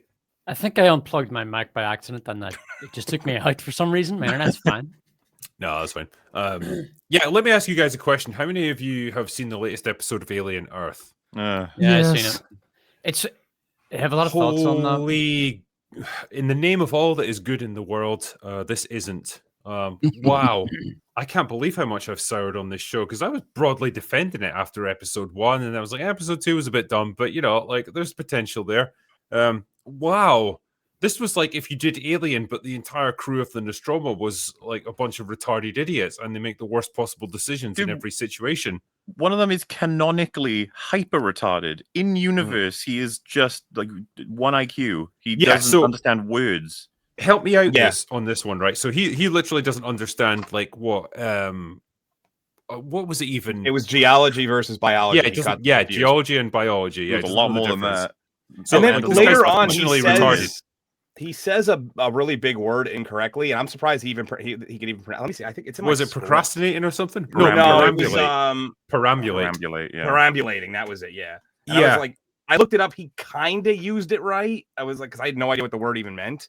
So, but he's picture this, right? These guys were sent on a specific mission to go into deep space, recover alien biology, not geology, but biology, biological samples to bring back to Weyland-Yutani, right? So you would send the best of the best, right? These guys are going on a highly dangerous mission that's going to span multiple decades, and it's extremely high risk, high reward. So you need the best people you can get, and you got these retards who are dumber than all of us on this panel. Even the best of them are way dumber than us, versus the characters from the original Alien movie who are the equivalent of space truckers and only get diverted to the planet where the alien is just because they happen to detect a signal coming from it because they're passing by it, right?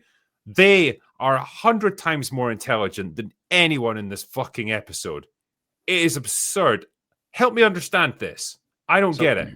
What is that because isn't there a line to explain that when they went down to secure all of these creatures, they lost lots of people? I assume that was just all of the intelligent people. So all the clever people died, and we are left with the retards who run the ship. But you wouldn't even send any retarded people. Even the lowest of the low amongst them, like the guy who's like just a engineer's apprentice, would still be super intelligent because he would know the difference between geology and biology.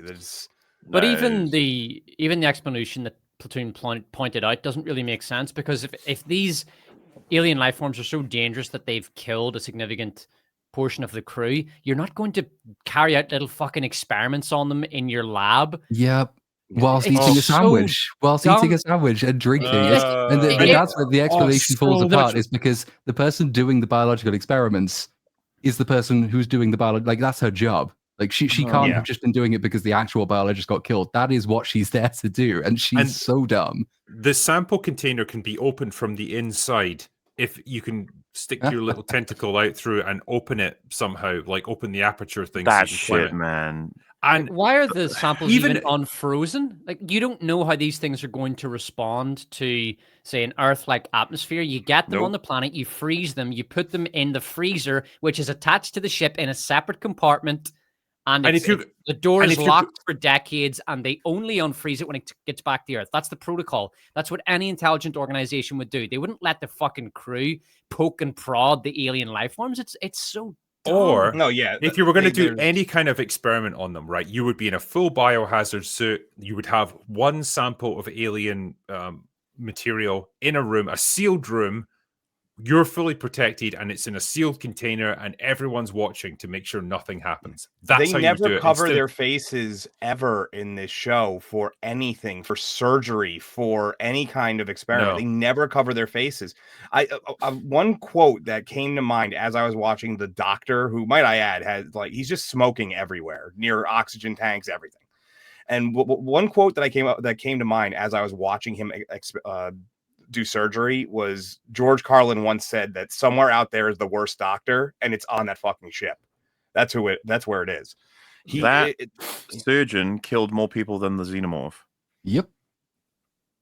Yeah. It's just by being an incompetent moron, and not the fact that in Alien, when they're working on Kane, they have masks on, and that would have saved them in this fucking stupid episode of TV. Well, even when they tried to remove a facehugger from one of the captain, I think, right? And it's you come into the room and it's no, it bled acid all over him and it killed him. And the guy's just my bad, I didn't know. And everyone's just no, well, whatever. Oh well, yeah. Yeah, it's it's your fucking captain. It's a guy you've been with for years at this point, right? And quite literally the only people you know. Does it matter? Only people that you know. At this Do you know point, why that didn't? You've been gone for 65 years. That didn't hit me as hard because I was watching this with Gary, right? And the Morrow wakes up. That's the beginning of the episode, and there's this fucking loser who's like, "Oh, hey man, there's a fire in a room, and aliens have gotten out, and they've killed people. The captain's dead, and it's kind of awkward." I was like, "Yeah," and it's what the fuck? Yeah, this girl, she's been fucking that other guy, and I recorded some of it because I like to watch that stuff. What is wrong with you? Why do you exist? There's even the bit, because you have the dinner party scene, which does the sort of the fake out chest burster, which is just annoying and offensive on its own right. But there is even a part where, because they're talking so much shit, the security guy has to interrupt them and remind them that two people they know have just died because they are not taking it seriously. In Alien, dinner party scene is the thing which kicks off everything getting serious. The minute it gets serious, everyone treats it seriously. This dinner party scene happens after multiple deaths and an alien escapes, and it's just nothing. We got nothing. I hate modern writing. I hate modern Hollywood writing and how they think human beings talk to each other. How I think Echo Chamberlain described it once as verbal diarrhea. They are emotionally incontinent children spewing verbal diarrhea constantly. The head of security is awake, asking how the captain has died, and one of them says, "You're in your pajamas, dude." Yeah, I just couldn't fucking believe it. I was just God, you can't take anything seriously. A lot of people have been defending this show, and especially this episode, and the only reason I could fathom why they're defending it is because they wholesale just ripped off camera angles, set design, even down to the musical cues. It's so Disney. I mean, if you go back, I'm not expecting any of you to do it, but there is scenes that are almost shot for shot, music for music, the exact same thing. And they did it in the first episode as well. I mean, what they've done very well, to give them credit where it's due, they have recreated very faithfully some very complicated sets, and the directors sort of know how the original one was directed in terms of camera work sometimes, and they will sometimes steal musical cues, as you've mentioned. They're quite good at giving it the atmosphere occasionally, when no one is speaking, the atmosphere is sometimes a little bit like Alien, but then the characters turn up and it stops. I got a question. Oh, go ahead. Because I've only seen episodes 1 to 3. Do they explain in either of these 2 episodes whether or not the ship that went out to go and get all of these organisms knew specifically what it was looking for before it left? No, they just I guess, well, they don't really need to say that, in my opinion, that they knew what they were looking for. They were just, that could be assumed. But there's so many things wrong with the way that the actual crew is structured, like Drinker said. There's a lot of other problems with the ship and the way that the mission is handled. You have like 3 engineers for this giant ship. One guy is able to take down the entire nav system. He's able somehow programs it to hit a specific spot in the city 1,000,000 miles away, as if no debris or anything could possibly screw up its trajectory. Because he's in real-time communication with somebody on Earth, which is actually impossible to do because it doesn't have all the other films have actually made a point of telling you that there's information lag, so you can't do that. But to Random's point, though, they don't ever I have an even bigger one exactly for you. That they knew what they were going for on this mission. However, they do know that the alien is called a xenomorph. Yes. In this latest episode, which is set before episode 1. So they know what it is. I don't know how they know what it is. Well, they don't necessarily say that they know what it is, but like I guess they've given it a name, and so that's what they've chosen to That's something I never liked, like post Aliens, is that in Aliens they say that it is a xenomorph, which means that it's a thing that we don't know what it is, and then since then, kind of the fandom has decided that that creature is called a xenomorph. In that movie, isn't it meant to tell you? Because the guy who, I can't remember the character's name, the person who gives it the name xenomorph, it's designed to sort of tell you. Gorman. It's designed to tell you that he is the aloof academic pen pusher sort who doesn't use normal human language because xenomorph makes him sound clever. Like he's not operationally capable, but he's read lots of stuff. So he calls it a xenomorph because it makes him sound clever. But then since then it's just become the official name for the thing. And now people can call it a xenomorph even if they've never encountered it before, ? Like in Alien Earth. They sort of give the impression they knew a bit of what they were after, but they don't tell you exactly that they knew what they were after. I hate the fact that they've got all these other life forms there as well, like the fucking eyeball thing, which is now like a goofy, wacky sidekick. That's trying the most intelligent character in the show. I like him. I like the tentacle boy. He's the one that entertains me. Also, did you notice that they made him a fucking girl? Looks like the xenomorph. They're like, oh, she's gotten out. It's like, why are all the aliens girls? Like, it's such a weird... technically, it shouldn't have a gender or anything. Yeah, it's a drone. How could they possibly know? They don't know anything about it. But something Platoon pointed out, the real-time communication with the saboteur is probably the biggest plot hole in the entire movie. Show. But I have less of an issue with that because by this point they are within the solar system. They're only a few days out from Earth. Drinker. How does a guy who took off 65 years ago and the company that Prodigy that was founded in that time? So the guy is Boy Cavalier. He's only 23. So he was born 40 something years after this mission started. Yeah. Yes. How has he gotten into contact with this guy on the ship? Hacking. How? Hacking. Yeah, hacking. Through how is he built? It's not connected to anything. It's not connected to the internet, the ship. Yeah, it's connected to Mother, a system that goes through everything with a fine-tooth comb to make sure that the company has its best interests put forward. How is it not finding these I don't think Mother is intelligent in that way, where it can like parse through conversations that people have had and like censor them or I mean we could do that with modern technology. Well, I know, but this is like the retro futuristic technology of Alien, which is a bit different from what we have.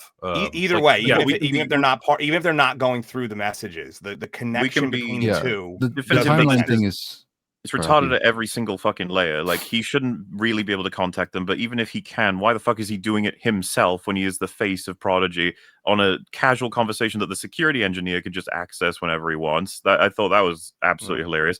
And then what? He just lucked out, and the person he talked to was like, yeah, okay, I'll betray everybody for you. I was like, oh, sweet. It would have been awkward if he'd said no. How did he sneak out of his pod? And like it's supposed to be registering his heart rate and all his vitals. Well, How he's did the he chief rig it? engineer, so I mean, I guess the explanation, which isn't really given in the show, but the implication is that he being the chief engineer means that he knows how this stuff works. It does also mean that he should be prime suspect for saboteur because he's the chief engineer, but they don't ever get around to thinking of that. The timeline thing, it is just entirely fucked. I mean, you can't. They know about Prodigy in episode 1, but Prodigy also is formed way before episode 1, but also way after they left. So they were 60 odd years away, a massive information lag away from even learning about the founding of that company. Never mind that company learning that they had been sent, where they'd been sent, what they'd been sent to go and get. Never mind getting into contact to prearrange the betrayal and then picking up the conversation here when they return into the solar system, even though it plays out like it's the first time, but it logically can't be. One of about 50 billion things about this show that makes me scream, why is this a prequel? What about this needs to be a prequel? So far, nothing in the show has to be a prequel. Why didn't you set it way after Alien 4 and have this as the logical next step in your story? At least you solve some of the world problems if you do that, but they decided prequel is the way to go. There's a lot of gaps in the timeline. Oh, sorry. There's also the problem that the saboteur shows up once to complain that he's not getting paid enough money, right?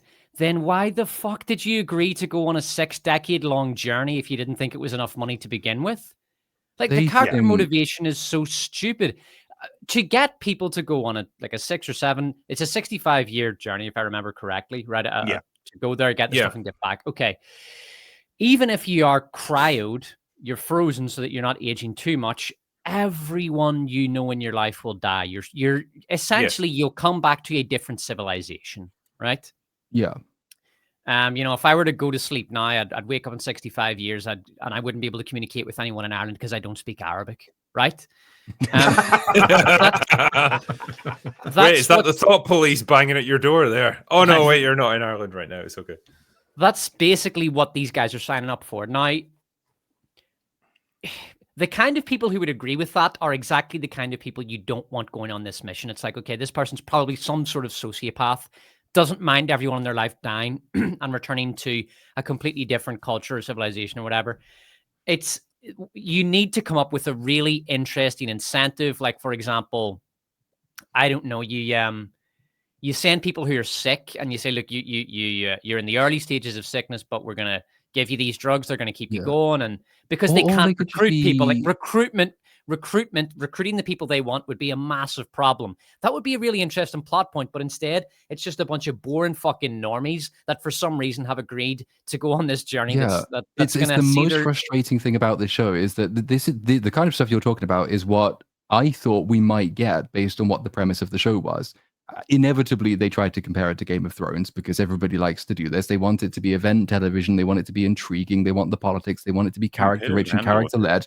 Oh God, they can just go kill themselves. But like, it's just honestly, this is the show we could have got. You could have had all this character backstory stuff. You could have explained how and why people are volunteered to go on these missions. One key information I think would have been that none of these people should be married to people on Earth, for example, because that's a pretty strong incentive not to go. That would have been interesting. There's so many interesting things you can make out of this world with the premise that we've got and with the information later Alien films have given us. And instead of doing any of the stuff to try and tie itself in as a prequel, they've gone and they've become much more interested in this nature of, say, cyborgs versus what is AI humanity? Versus what is humanity? They're sometimes interested in that. That's about as interested as they are in anything. And then they've tacked on a bunch of alien paraphernalia to try and justify the franchise name. So consequently, we know nothing about anything that would be really interesting to learn about Alien. All we do know is that these people don't know what they're talking about in terms of the future of humanity, which isn't great. So go ahead, Darkar. I was gonna say, so they actually almost play with what you're talking about, like people who have lost or have disease and all of that stuff. They show that Morrow his daughter has died while he's on this journey. If they would have flipped that, had him have some sort of message that she died before the journey, and he had nothing to go. That's his incentive to go. They have all of these things built in. I actually think that the other species and stuff, they could have done a Weyland-Yutani alternative show, them looking for other things that eventually leads into Alien. Another really interesting thing to do. They do more other life form stuff. You don't need the xenomorph. If you're making a prequel and the xenomorph is in it, you're gonna fuck everything up. So why not have the confidence of your convictions and explore the universe, which is what you say you want to do? But everyone recognizes the xenomorph, which is why we have to have it. That's literally all it is. It's like focus groups have determined that the xenomorph is the most recognizable alien, and so we have to stick with that. So the comments of my first video, I've actually blown up since the 5th episode, because one of the things that I rant about is that all they would need to do when the ship was careening towards Earth, all they need to do is shut off one engine, right? Like manually shut it off, because they say that they can do that. And There's would take them a million things you could do. You could decompress a compartment in the front of the ship, which would push it off course. Yeah, anything. And it would take them so far off course you'd never hit Earth. And then everyone just attacked me in the comments because they were like, "Oh, well, they say that they ran out of fuel." I'm like, "Oh, they're like, it's not a plot hole." I'm like, "Okay, why were the engines still on when it came into Earth's atmosphere if they ran out of fuel?" And no one can answer that because they didn't plan ahead to think about that. In your video, because Alien Romulus created a lot of sort of this new shieldom for Disney Alien. Have a lot of those shown up in your comments? These sort of Disney, Alien Romulus There are a lot of people who are telling me that I'm putting too much thought into this, and I'm like, putting too much. The fact that you just could turn off an engine is not a lot of thought. The thing is, as well, like, I could get behind that if like the tone of this show was just goofy, wacky fun, and you're not meant to think too much about it. You're not meant to take it serious. Like it's a very much lighthearted, just adventure stuff. Okay, fine, if that's what you want to go for. It's stupid, but whatever. This show takes itself seriously. This show is meant to be an R-rated, violent, thoughtful sci-fi story with xenomorphs in it, right? It wants you to believe that this is realistic. Okay, well, we're going to judge you by that standard then, and you fucking killed yourselves over it. It's even little things. For example, Wouldn't You Tell Me has this rule that crewmates can't fuck. So that's so dumb. You're going to send people on a 65-year-long mission, but if they fuck, they're going to be punished. That's insane. Do you not know how humans work? Like the sex drive, I think, is the third most critical driver of any human. Eating, what food, water, and sex are like the three, and shelter are the things that humans desire the most. You're going to send them into space for 6.5 decades and tell them, by the way, you can't have sex. Like, you're going to drive people insane, telling them that and trying to enforce that rule. It's so dumb. I honestly think it was just so that they could get that line in there. The penalty is total forfeiture of shares, because that's a line that we remember from the first movie. Do you lose it like a quarter share if you're caught having a wank? How does that work? Well, that's self-partnering. In 65 years, that might be worth it, though. That might be the price you want to pay. You're allowed to jack it 4 times in 65 years until you lose all of your shares. You get it? It's the prospect of being caught that makes it more exciting, though, isn't it? Especially when there's money involved. Do you need to ask the captain's permission and enter it into the log? Dave had a wank today at 6:04 p.m. They have a specific room on the ship for it. We're joking about it, but like, it actually kind of is. It's just filled with wanking sessions. It's like the creepy like Asian 10:04 p.m. had a wank. Like creepy Asian dude in the show is implied to be doing dodgy sexual stuff while watching people in their pods, right? And so like you'll have shares forfeited, total forfeiture of shares if you get into a relationship. But if you creepily wank over sleeping people, that's fine. He can't even wank. He's a synth. He's a synthetic. Well, we have no idea, because up to this point, the xenomorphs don't attack androids and stuff because they don't need to. But then he gets attacked, and also whole story. Those rules go out the window with this show, because the xenomorphs have attacked the fucking retarded children androids many times already. Yeah, but also on top of that, it has shown that the xenomorph kills like armed guards and stuff in 2 seconds, but then it comes face to face with the one chick on this ship, and he like trips her and chases her, and it doesn't make any sense. That being said, with the android guy, that whole story is, why'd you even put it in there? Why'd you put this creepy stalker storyline if you're not even going to explore it? It's 2 or 3 scenes and they just go away with it. Oh, there's so much in this show that's fucked, man. Having this episode here as well, like filling in the fates of the crew when we all know that they all died anyway. Yep. Like, why do we even care at this point in the show? I mean, funny, we talked about Nolan earlier. It's this really pretentious, self-serious, neo-Nolan linear, non-linear structure. It's so up its own ass, this show. That's the thing. It's fucking awful, but it seems, to a certain extent, it seems to think of itself as profound.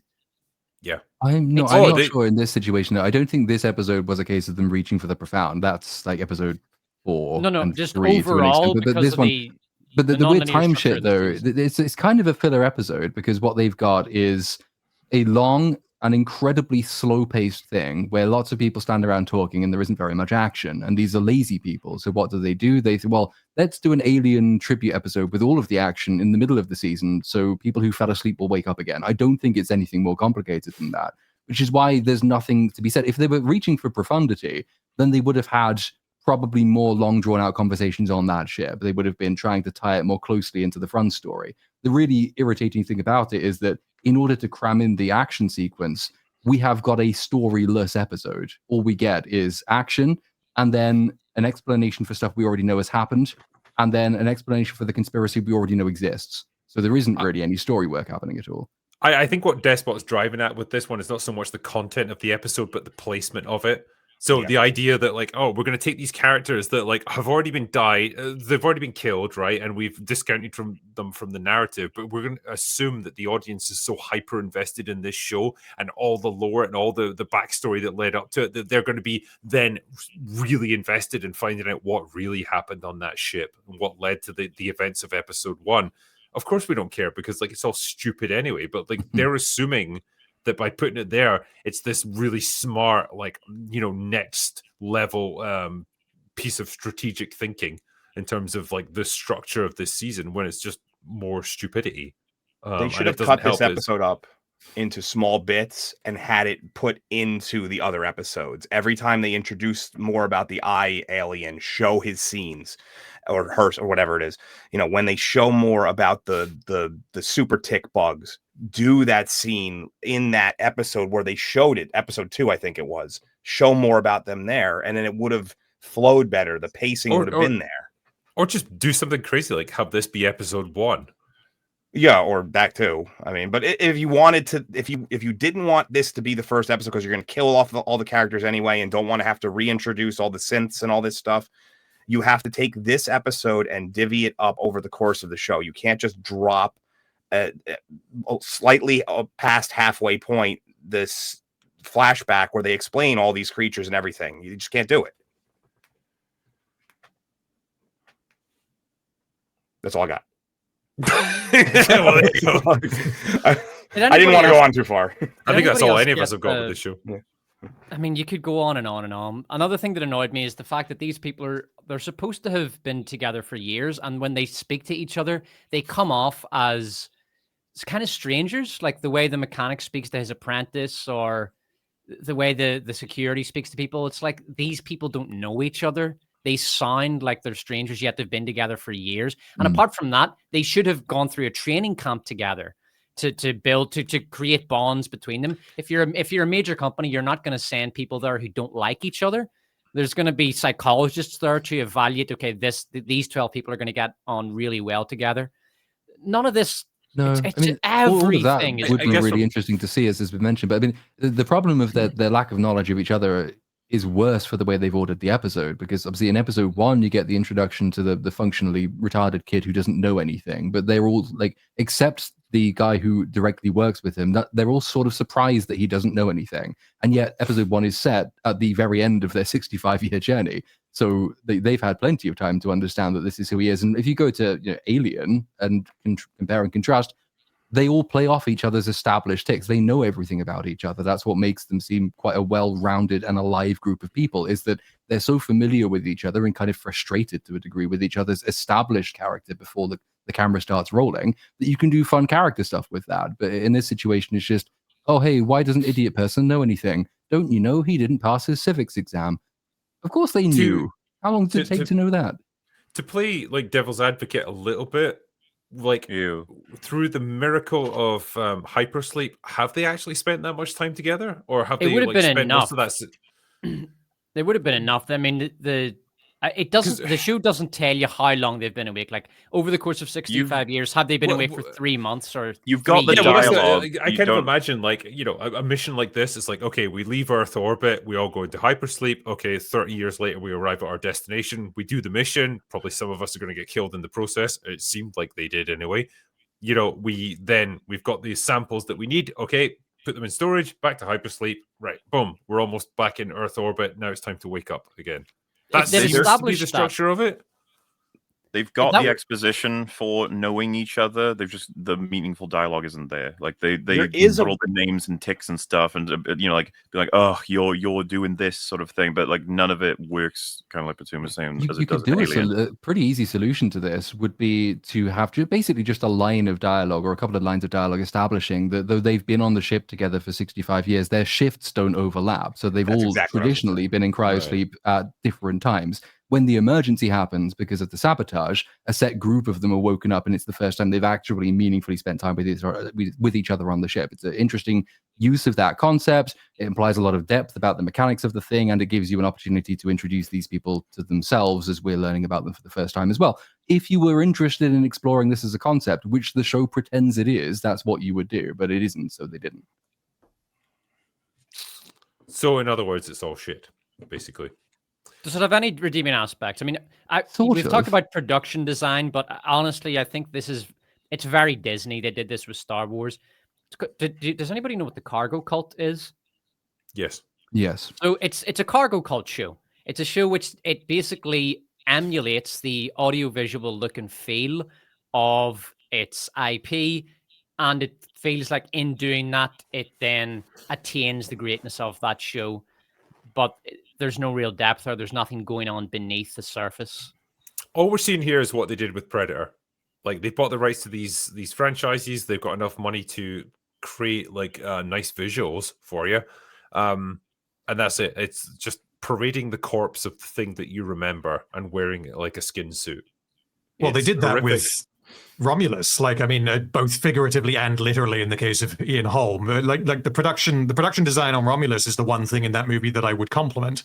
Mm-hmm. And in Alien Earth, in particular, because again, I haven't seen episode 5, but the bit on the ship in episode 1, it was so accurate to the Nostromo in the first film that it was uncanny. And I almost didn't like it for that reason, because it was as if you were just watching a remake of that movie. Yeah, I kind of liked it in the sense that they're both Weyland-Yutani ships, and you'd assume that these designs would have a lot of functional similarity. And I like seeing that care and attention to detail being placed into building these practical sets again, even if you are ripping off one for one another ship. If it's a ship of similar design or class, that makes a degree of sense to me. I vastly prefer that, even to Romulus. I think Romulus pisses me off more than Alien Earth has done so far. It's partly because I don't think it looks as good as everybody else said that it did, and it's partly because Romulus completely fucks itself within 2 seconds.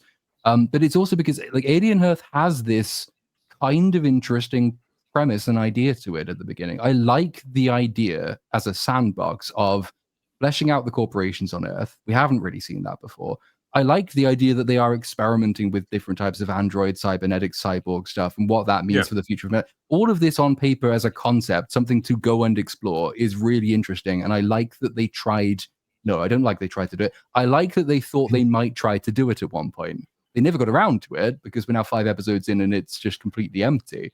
But at least there's a little bit of it that I can say, this I can see as an extension of Alien, which I haven't seen before in Alien, unlike Romulus, which is just, I've seen all of this before, but better. Yeah, I agree that like I like some of that for the potential, but I also feel like a lot of it almost strays too far away from what Alien kind of has always been.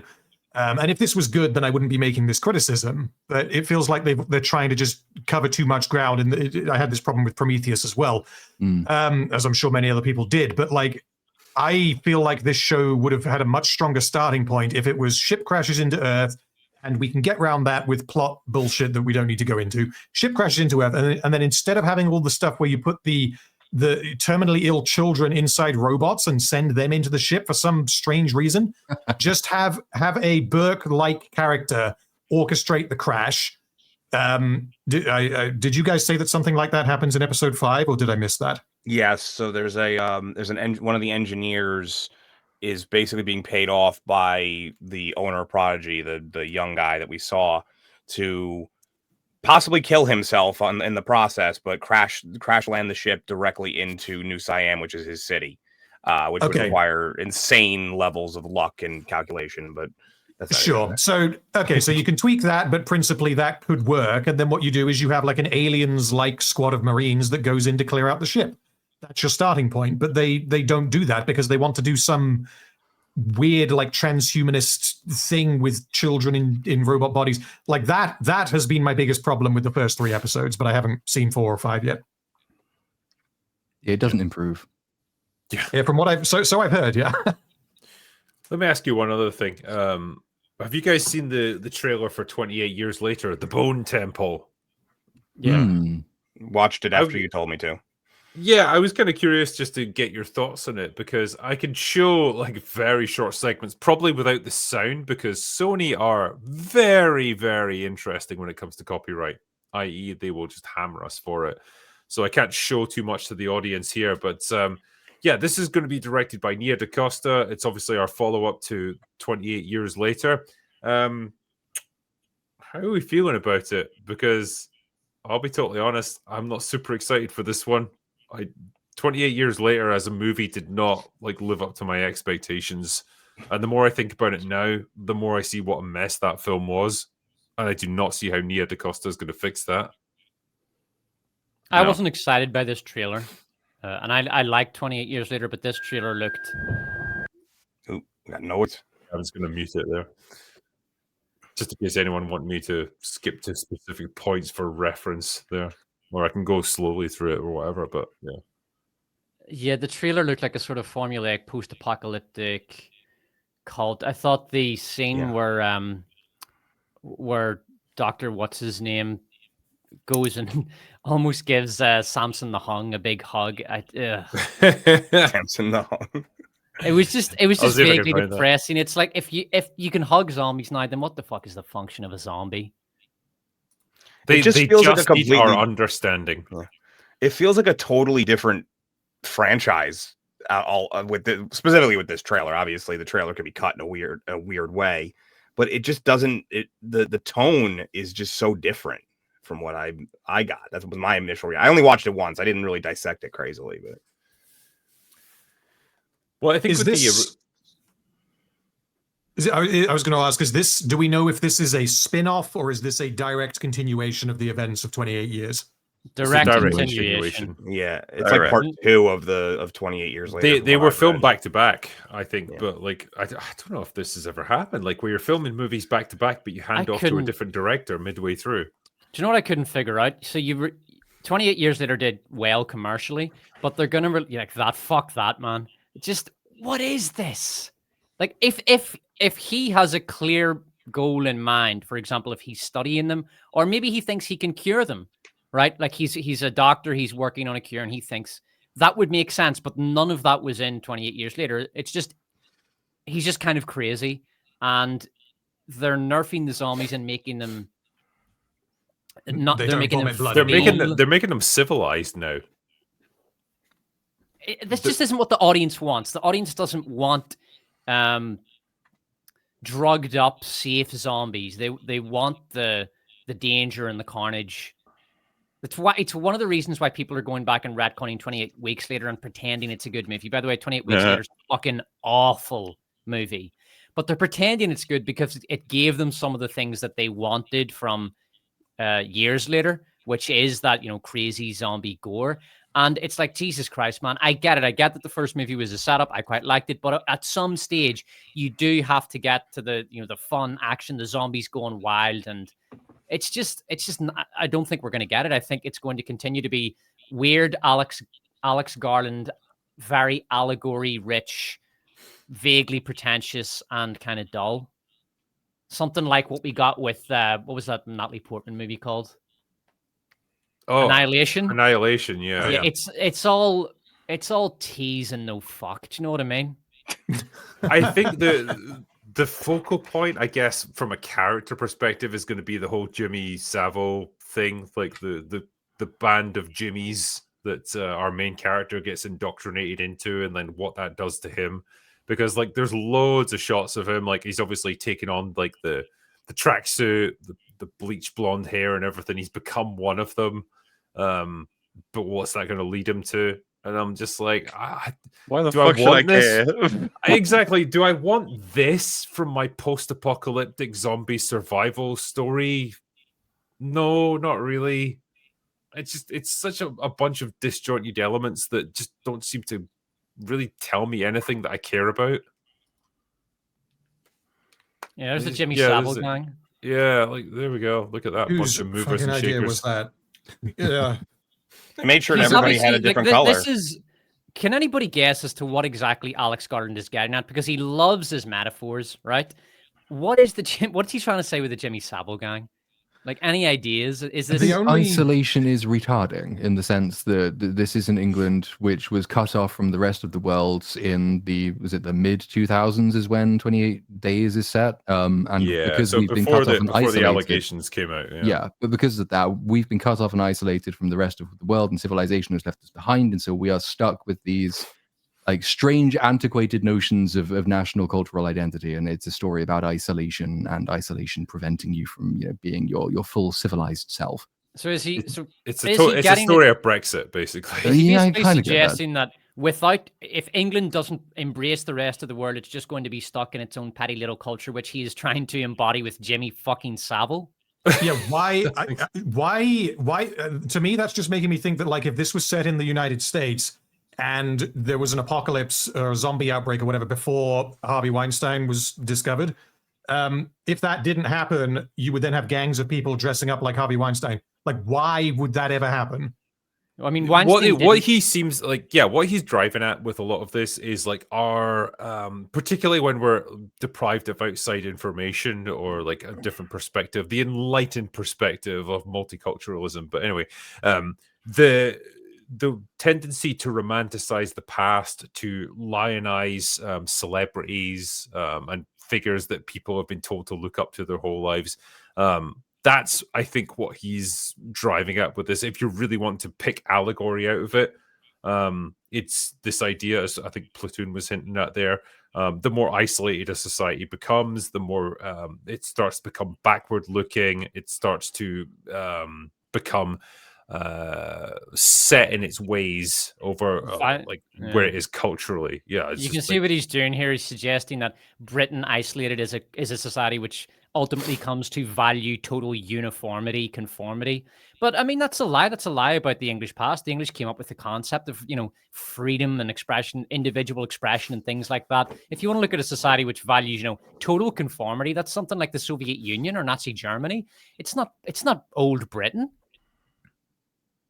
It's not, but I think it's more broadly an allegory for stunted growth and development. So there's the reason the kid has to leave, essentially the stunted and isolated village to go out into the world to find himself, is another expression of the same essential idea. You will get locked in your ways if you are cut off from the outside world. Doesn't matter at what point you're cut off from the outside world. Doesn't matter which part of the world you're cut off from or where you currently are. The basic mechanic in play is if you just hide from everyone, you will develop weird cultural ideas which are out of step with modernity, and then you will fall behind for that reason. The only way to overcome it is to a degree to go out and experience it. Even the doctor, Ralph Fiennes' character, is isolated and develops strange, weird things. He's obviously doing weird sort of experiments-ish on the infected, which I suspect will end badly at some point in this or the next movie. Again, another idea of you're being isolated from everyone else, and you've developed this entire mythology around you, which is fundamentally at odds with what reality is, because there's no one there to tell you otherwise. That seems to be what the movie as a whole is going for in its various different plot threads. Yeah, there's the drinkers. So tired. The drinker's favorite actress. Yeah. Hi. Oh, is that who that is? That's Ginger Plank. Harley Morgan. Yeah. Oh, I knew she looked familiar. I just couldn't figure out who it was. Now I see it. Yeah. Fuck yeah, the world's most charismatic actress. They tried to hide her under that blonde wig. We could see that ginger afro just straining to get out. And the funny thing is, the funny thing is, she's still got the exact same facial expression she always has in fucking everything. Like she's just imagine you're just seeing something shocking. Okay, good. Like anything else? No, that's just it. Do you reckon as well that she'll go through her usual character arc, which is like she starts, you meet her, she seems to be part of the evil group, but because she's Carly Morgenthau, she turns out to be the good one, or the one that the show is sympathetic to. So like she'll be the one who sees the dangers of the Savile gang and helps the little kid escape because she's secretly a hero. Like she always is in virtually every role she's played. She will be, yeah. Particularly because she's female. Like she'll have to be good. The rules of modern writing dictate this, so yeah. There was a weird scene like right in the middle of the trailer where she comes like face to crotch with what did you say it was Despot? What was the nickname you said for the I don't know. big zombie? Massive zombie. zombie. The Hung, wasn't it? Yeah. Samson the Hung, yeah. That's it. Yeah. Like there was like she just comes like literally face to crotch with him. It's what is that further back? I don't remember exactly where it was, but it was it was probably the way that the scene was, filmed. It wasn't actually. There's Samsung. Wait. See if I can get a good shot. It was probably the blocking of the scene itself, though. It was. Yeah. And yeah, man, just there's. Oh god, there's not a lot I'm seeing here that I'm excited about. No, and because so much of it is built on the nonsenses in the first movie as well. The fact that the kid is here to begin with is because his dad just didn't go and try and find him until the end of the movie when he did, because it was time for him to do that. But didn't go after him immediately when he flees, because if he did that, he might have accidentally tracked him and found him, and then this couldn't happen. So the entire plot is based on the worst parts of the original film. And much like Alien Earth, it's one of those frustrating things where like I really like what they could have done with it. The setting is wonderful. It's a beautiful looking show and place. I think you could work your way to establishing the world better than they did, but you could make it make sense. And you could tell an interesting story within it. But the first one was just not that. And now I have virtually no interest in this one whatsoever. The first one at least had great moments, right? There was like, I don't know, if I was to think back, like the moment where the father and the son are running across the causeway to escape one of the like Samsung the Hung. Like there's like a really good soundtrack to it. Like it's very tense. It feels like this tragic moment that's building up, and you're genuinely on edge because like at this point you've got to know them quite well, and you want them to survive.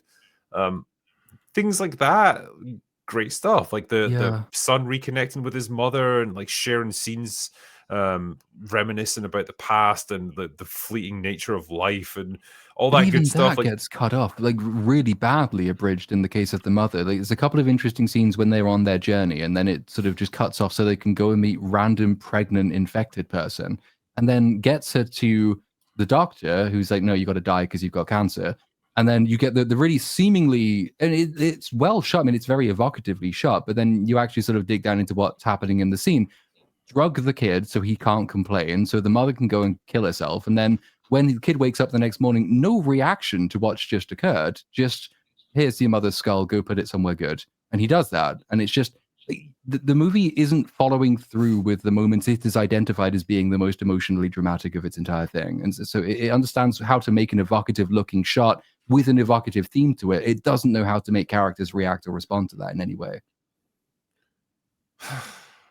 And it all got spawned from a movie that was really fucking good. Like, not to be fair, like you don't want to be too pessimistic. I do think that that Years was a big improvement on Weeks. Like it wasn't as good as it wasn't as good as 28 Days Later, but 28 Weeks Later was fucking awful. It was just this horrible generic zombie slop made during the zombie slop era, and 28 Years Later could have been that, and instead it did something much more interesting, which is one of the reasons I like it, even if it didn't really succeed at a lot of the things it was trying, and it made some basic mistakes. I still respect it for going to weird places and trying to be different. I really didn't want another zombie slop movie because there was a million of those back during the zombie era when it was all very popular before The Walking Dead killed it. So that's good. I'll give it credit for that, for bringing. I do think it actually raised the quality of the franchise because people forget how bad Weeks was. Yeah, I mean, 100%. There was at least artistic intent behind it versus, as you say, Weeks, which was just let's make a cash-in sequel that's just very much put into the Hollywood mold. Like they were trying to do something more interesting with Years, but like there was no discipline behind it and there was no focus.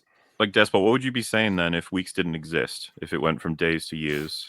If it went from day, I would say it keeps with the idea of presenting a familiar genre, but introducing new and interesting ideas. So, for example, with 28 Days Later, it's the idea that, you've got this allegory that media makes people crazy, and, it can cause mass hysteria and things like that. So there's some interesting ideas there.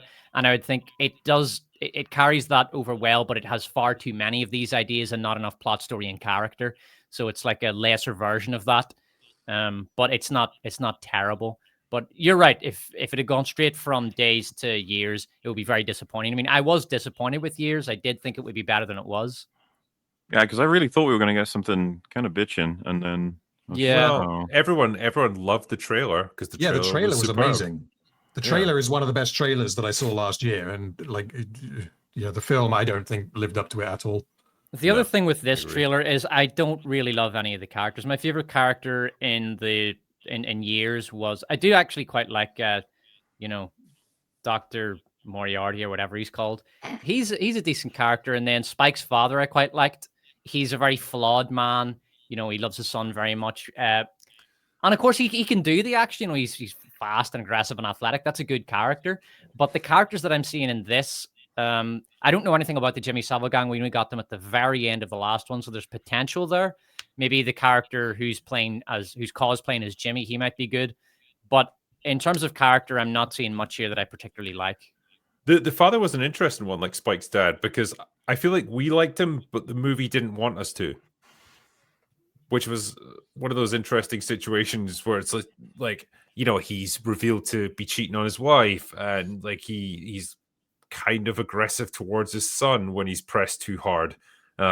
He lies in the sense that he inflates what his son accomplished. Well, he's a good character. He's not a good.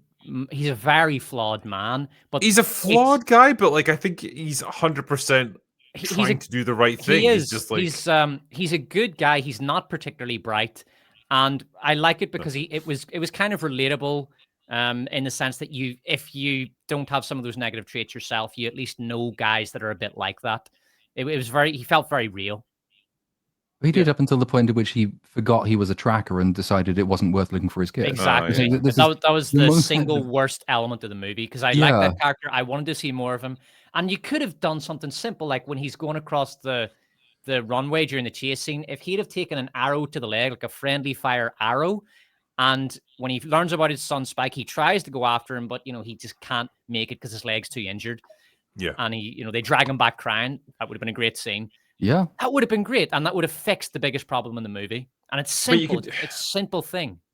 But you can see what thematically they're trying to do with his character versus Jimmy, right? They're trying to dovetail them in the sense of like, we tell lies to create narratives around people in order to believe in something, in order to make ourselves feel better. In this case, it's like he tells lies about his son's accomplishment during their first hunt to try and big him up and make the crowd happy so they can all have their big celebration.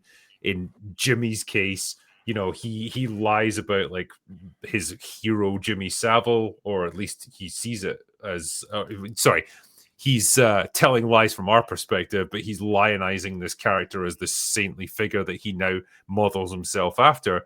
It's the same principle, but like mirrored across two different characters, which thematically, okay, fine, if that's going to be the thing you want to explore throughout the movie, but one character's doing it for like much more understandable reasons, to buoy up his son and give him a chance to find his place within the community. The other one's doing it just for self-serving, the maintaining of his grip on power. But I don't know if the movie's going to make that distinction between the two. It might, because there's also like an overcoming the sins of the father thing because you get the brief prologue thing with little Jimmy, I also thought this was one of the weakest parts of the movie, to be fair, when the zombies attack his homestead, and then he goes to meet his father is the priest, right? And then the priest is just a mad religious zealot who welcomes his new children as they eat everyone. And it's like you as a kid, you are formed to a degree by the things your father does wrong, or the father figure does wrong. And in little Jimmy Savile's case, obviously this is a person to whom evil was done and who does evil in return. And in Spike's case, a person to whom evil was done in a less obvious and overt way, but who has escaped the confines of his village to go and discover himself. And there will be a sort of, I imagine, a degree of reckoning there between him and his father, and to establish that, growth requires this, growing out from the confines that you grew up in. That will be one part of it, I suspect. And then the other part of the movie's got to be with Dr. Ralph Fiennes and because he's going to be doing all the world building explanation, I would imagine. He's the one who's been studying the infected. He's the one who may even have had something to do with the rise of the alphas or something. There's a few sort of hints and bits and pieces here and there. So he's got to do loads of explaining as to why alphas exist and why the world now is the way it is and what control they have and what he's been doing.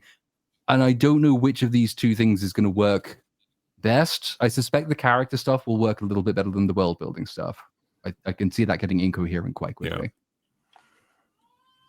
Yeah. Well, I mean, they tried the world building as well when they brought in things like the soldier in 28 Years Later, trying to give us a glimpse of the outside world, where they're trying to juxtapose like the weird time warp that Britain's set in versus like the modern world with modern technology, modern culture, and all that stuff. And it's like, again, it's just like it's touched upon, but it doesn't really go anywhere. It's just like meant to be almost played off for laughs. Like, I don't know, man. You could have made I actually headcanoned the premise for this.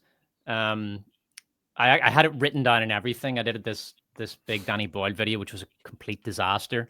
But this was part of my script, which I deleted, and it was something like any country that goes near the United Kingdom is accused of trying to weaponize the virus because it got to the UK, and this caused a nuclear standoff between America and Russia, and they agreed, okay, we'll just form a cordon around it. Nobody goes there for 30 years.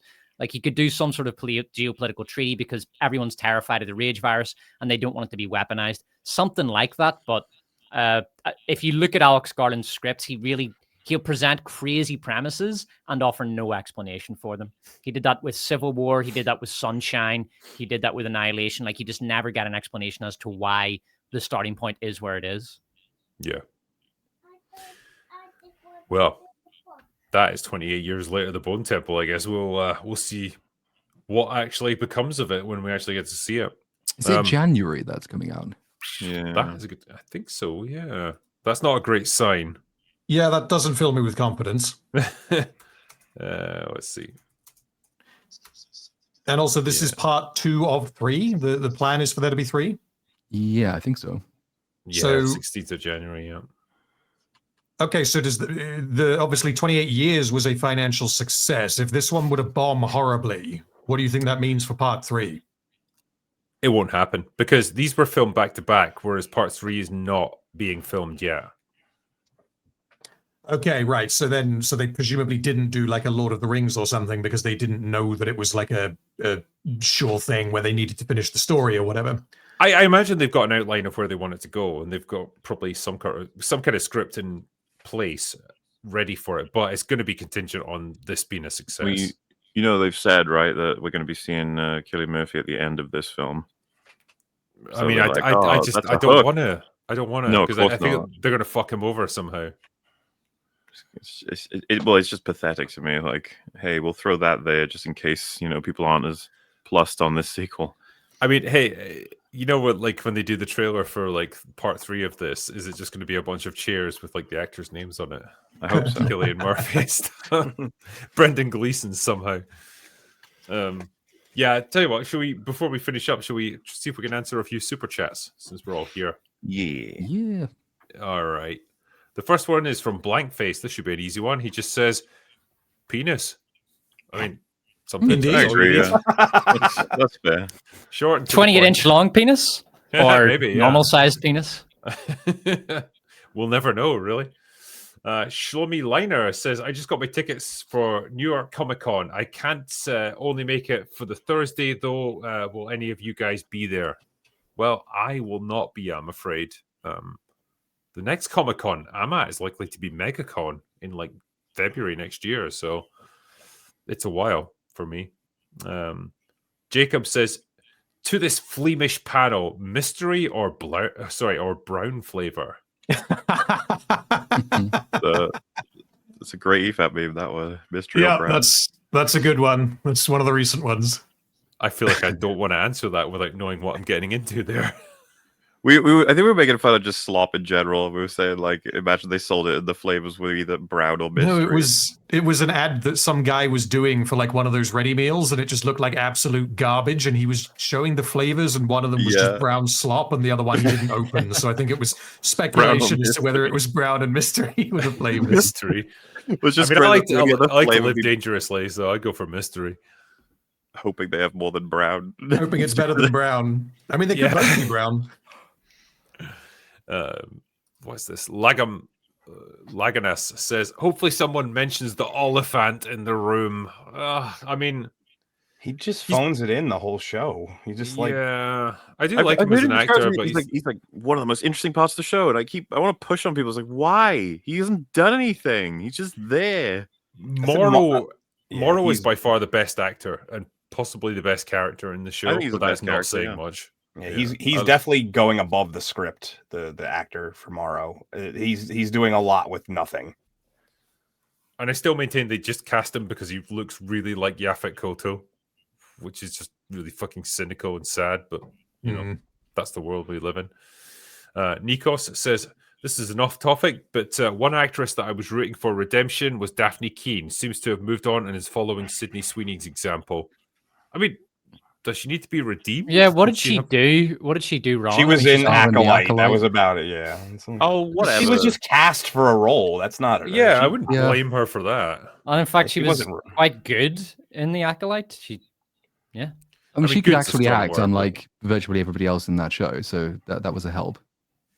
But yeah, she's experienced this weird blossoming, I suppose, where like now she's just, everyone's recognized that she's got big tits, and they want to see more of her, I guess, and so she's just happy to play up to it, I think. Fine, go for it. Good luck to you, I guess. Kara Frey Kitty says, Mauler, will you play Yuka Replay Lee? I mean, the amount of things I've got to play, I haven't really been playing anything because I've just been working on the video. So, like Expedition 33 is what I'm supposed to play first, I think. And that's interesting. Liza P DLC, the RoboCop DLC. There's loads of stuff. So that's a no then, basically. Probably not. It's gonna take a while for me to get around to it. The right tackle says Alan Richardson, Anna de Armas, and Brad frickin' Pitt are rumored to be circling Cavill's Warhammer 40k show. Thoughts? I'll believe that when I see it. Yeah, I mean, fuck yeah, his thoughts, but again, I will wait and see if that actually ends up happening. Brad Pitt playing the Emperor could be funny though. Just you pay all this money for Brad Pitt, and then you just plug him into a chair and tell him to not move. Yeah, I want Pedro Pascal to play the Emperor. Nikos says, ever since The Acolyte, she's stayed away from woke stuff and embarrassed her sexuality with those recent photos. She's maturing quite good. How do you embarrass your sexuality? Is that the word you were I assume that's meant to say embraced her sexuality. I think so, yeah. Okay. But yeah, everyone's what was it? Those pictures of her at Comic-Con with the Wolverine claws, and like people were not looking at the claws. Put it that way. Oh, we've had this one already from Jacob. He's just sent the same one over and over again. Who's this guy? This week, 3 years ago, a drunken cinephile gave a nobody from New Jersey his first shot on YouTube by bringing him on Happy Hour. I am that nobody. You could have just said that with your speaking mouth. Here. I figured I would drop a super for it. Yeah, this is the 3-year anniversary of the Happy Hour we did. So seriously, not the exact day, but it would have been close. Yeah. 3 years, Jesus. Yeah, dude, your channel's doing pretty well now. What are you, like 13, 14,000? Approaching 18 now. Oh, right, yeah. And my goal for the year was to get to 20,000 by the end of the year. I wasn't sure if I was going to do that, but it's looking like it's a possibility now. So the aliens video was probably the Alien Earth video was probably the largest subscribers added to views ratio I ever had. It was insane. It was like for a little while it was like every other person who was watching it was subscribing, so it was really good. Awesome, man. Joke of all butts says, I dislike drinkers vids, but I love the streams. I was like, okay, cool. I fucking hate cheeseburgers, but man, I love onions. Like, sure. Glad you appreciate it anyway, man. Glitterstorm Apocalypse says, have you heard anything new about Guy Ritchie's In the Grey, starring Jake Gyllenhaal and Henry Cavill? It was supposed to be released in January. Also, which type of whiskey do you like for an old-fashioned? Ooh, good question, actually. When it's mixed into a cocktail, I don't think you really can detect it that well. I mean, my whiskey of choice is either Highland Park or Lagavulin, so any of them would be just fine. But as for Guy Ritchie's In the Grey, yeah, have you guys heard anything about that at all? No, I don't know anything about that. So it's got Jake Gyllenhaal and Henry Cavill in it. I mean, that's a pretty good cast. We'll have to wait and see. Yeah. And yeah, it was supposed to be released in January. We'll see then. Dr. Martin Luther Pepe says, looking forward to see Schlurpo's cameo in Molo's Star Wars Outlaws review. Hail to the drinker and to the panel. Are we going to see Schlurpo's Mauler? I may have, the Jabba sequence, I may have done some stuff with that I think people are going to enjoy. Had some help from an animator. That's what we want. Also from Nikos, I would love to see her wear that yellow tight leather costume from Doomsday. Hell, she could have been a better Lara Croft than Sophie Turner. I mean, I could be a better Lara Croft than Sophie Turner, I think, at this point. But yeah, I take your point. Social Morlock says, Aronofsky has yet to fail. Really? Have you seen Mother? Caught Stealing is advertising as this zany Guy Ritchie knockoff, but is fairly serious. I'm glad we still have a few actual artists involved in Hollywood and storytelling.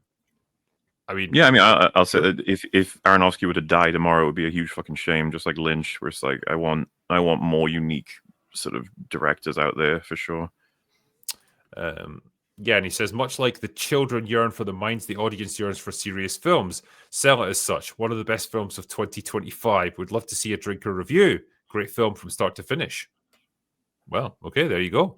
Caught Stealing. Mad Dog says, House of Guinness looks good. Joffrey actor is in it. That's impressive, actually, because he's basically like been out. I thought he had retired. He came back he was in The Sandman season 2, I'm pretty sure. And I guess he's in other stuff now. He's getting back in. Yeah. Well, I mean, he was good at his job. Like, it's kind of a shame that he was getting so much shit for playing a character. Like, dude, the fucking actor for Kristen Cole for House of Dragon, he gets like loads of attacks on social media from people who I guess think he's real. Like, it's the stupidest shit I've ever seen. I was like, what are you're mad at him for playing a character? Remember that guy from Furiosa, the one that played Rictus or whatever? He got a load of shit as well. And it's just like, why are people stupid? I genuinely don't, because there's plenty of actors that you can legitimately dislike in real life because they are dicks, but like to dislike them from the character that they play, Jesus, makes no fucking sense. This is by the Peaky Blinders creator on Netflix on the 25th. Slow Horses season 5. Are we on to season 5 already of that? What? I thought that came out recently. I didn't realize it was on 5 seasons. That can't be right. Yeah, that's on the 24th, and Tulsa King. That would be season 3, I guess. That's on the 21st. Wow. They are churning out Tulsa King as well. Like, because I just got finished with season 2. Damn. No, that is right, by the way. Slow Horses is on season 5 and it's coming out in 2025, September. Yeah. I'm still on season 1. Tulsa King. They need to get intending on 7 seasons. Stallone's pretty old, so they need to get Tulsa King out. If they're planning like 4, 5, 6 seasons, they need to get it out quick. I mean, that guy's probably going to live to about 150, and he'll still be pumping iron even then. Caesar Souza says, gentlemen, please do an EFAP movies V for Vendetta before it gets banned in the UK. Best of luck to you all. Cheers. Does he mean before EFAP gets banned in the UK? Yes. I mean, it's inevitable at this point. It is, yeah.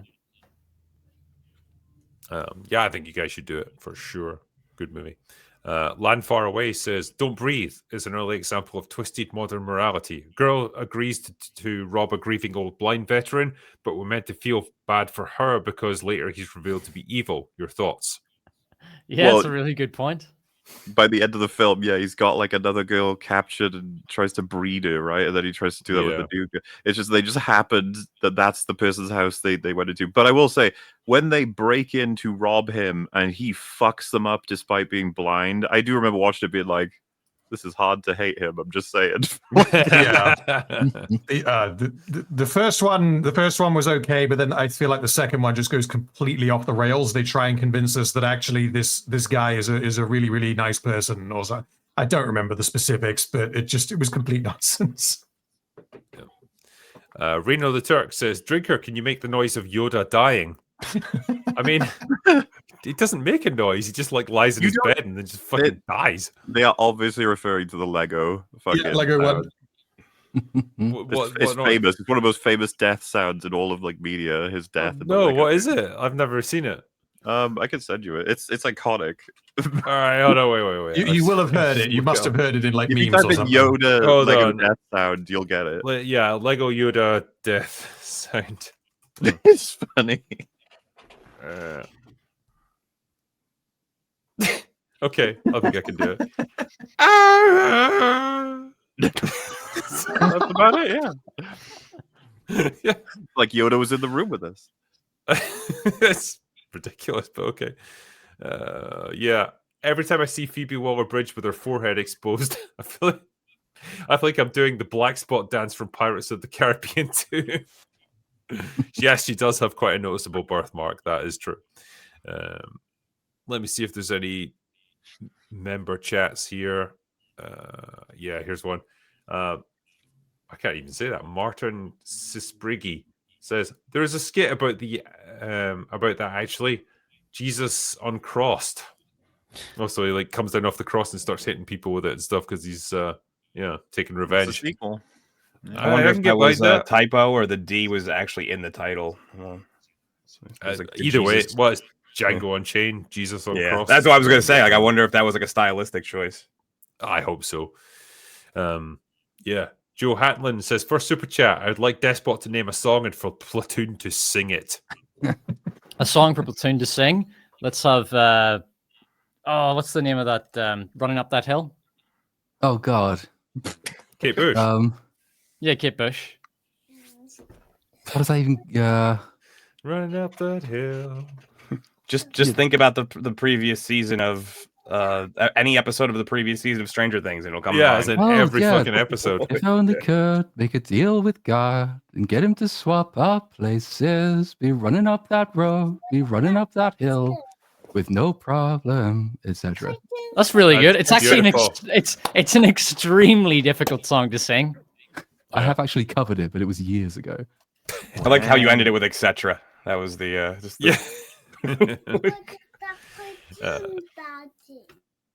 Right, okay. Someone's got that's Despot going on.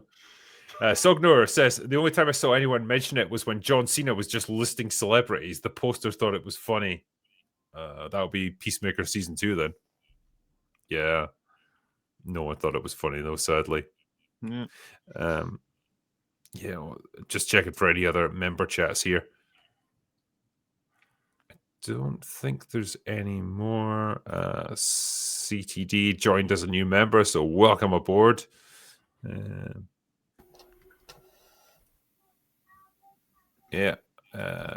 Stormweaver says, good afternoon, Critical Drinker and crew. First time watching you live. Wishing you and yours the best. Thank you very much. Wasn't a fan of 28 dongs later, but at the bar, which actor do you consider perfectly cast for a role? I keep thinking Glenn Close was great as Cruella. Yeah, she was. Films were okay. And Christopher Lee as Sauron is a great example of thing. Yeah, because it's so perfect. Kurt Russell was just perfectly cast as Jack Burton in Big Trouble in Little China. I could not imagine any other actor playing him. You said Kurt Russell, and I was like, which is he going to pick? There's a couple of things you could pick. Anything Kurt Russell plays, he's pretty much great in. Takes a lot to beat Arnie as the Terminator, I think. That was one of mine, so I have to go with a different one. And looking at, I'm seeing Danny DeVito in my picture, so I'm going to go with Frank Reynolds. Danny DeVito played Frank Reynolds in hell yeah, Always Sunny in Philadelphia. There you go. I was literally going to say Terminator, so I just had to come up with one on the fly just now. On the front of not expecting it to necessarily work, and then it works a billion times better than anyone could have expected. Casting a well-spoken Welshman as a fucking American serial killer that ends up getting an Oscar.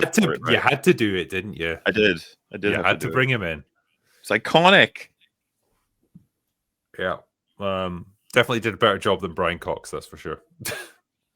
I've heard people say they prefer Cox's performance. Brian Cox just plays Brian Cox, man. It's because I think it's but Brian Cox is a wanker as well. I don't know why anyone would. He really is a twat. Good actor though. Yeah, I love him as I loved him as Stryker. I thought he was awesome. And then but I think you're right. He does kind of have a single mode. I don't really associate him with playing multiple characters as opposed to Brian Cox. Yeah, and he does not have the sort of intellectualism of Hannibal Lecter. Like, because I think you could make the good argument of Anthony Hopkins versus Mads Mikkelsen's portrayal. They are both fucking solid. Oh fuck yeah, dude! Yeah.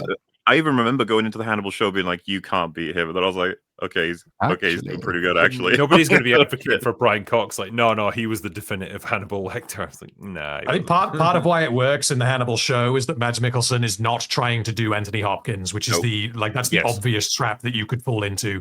And he just does his own thing, and it's amazing. Yeah.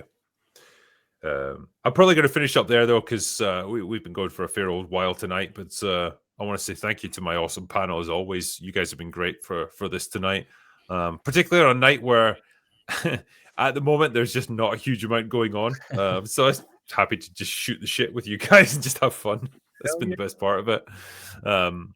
But yeah, as we always do, we'll catch up on any of the super chats that we've missed. And there has been quite a few tonight, so I appreciate you guys for sending so many. But we will never leave a chat behind, so Mauler and I will answer them on last orders. But yeah, thank you as well to my mods for doing the great job that you guys always do.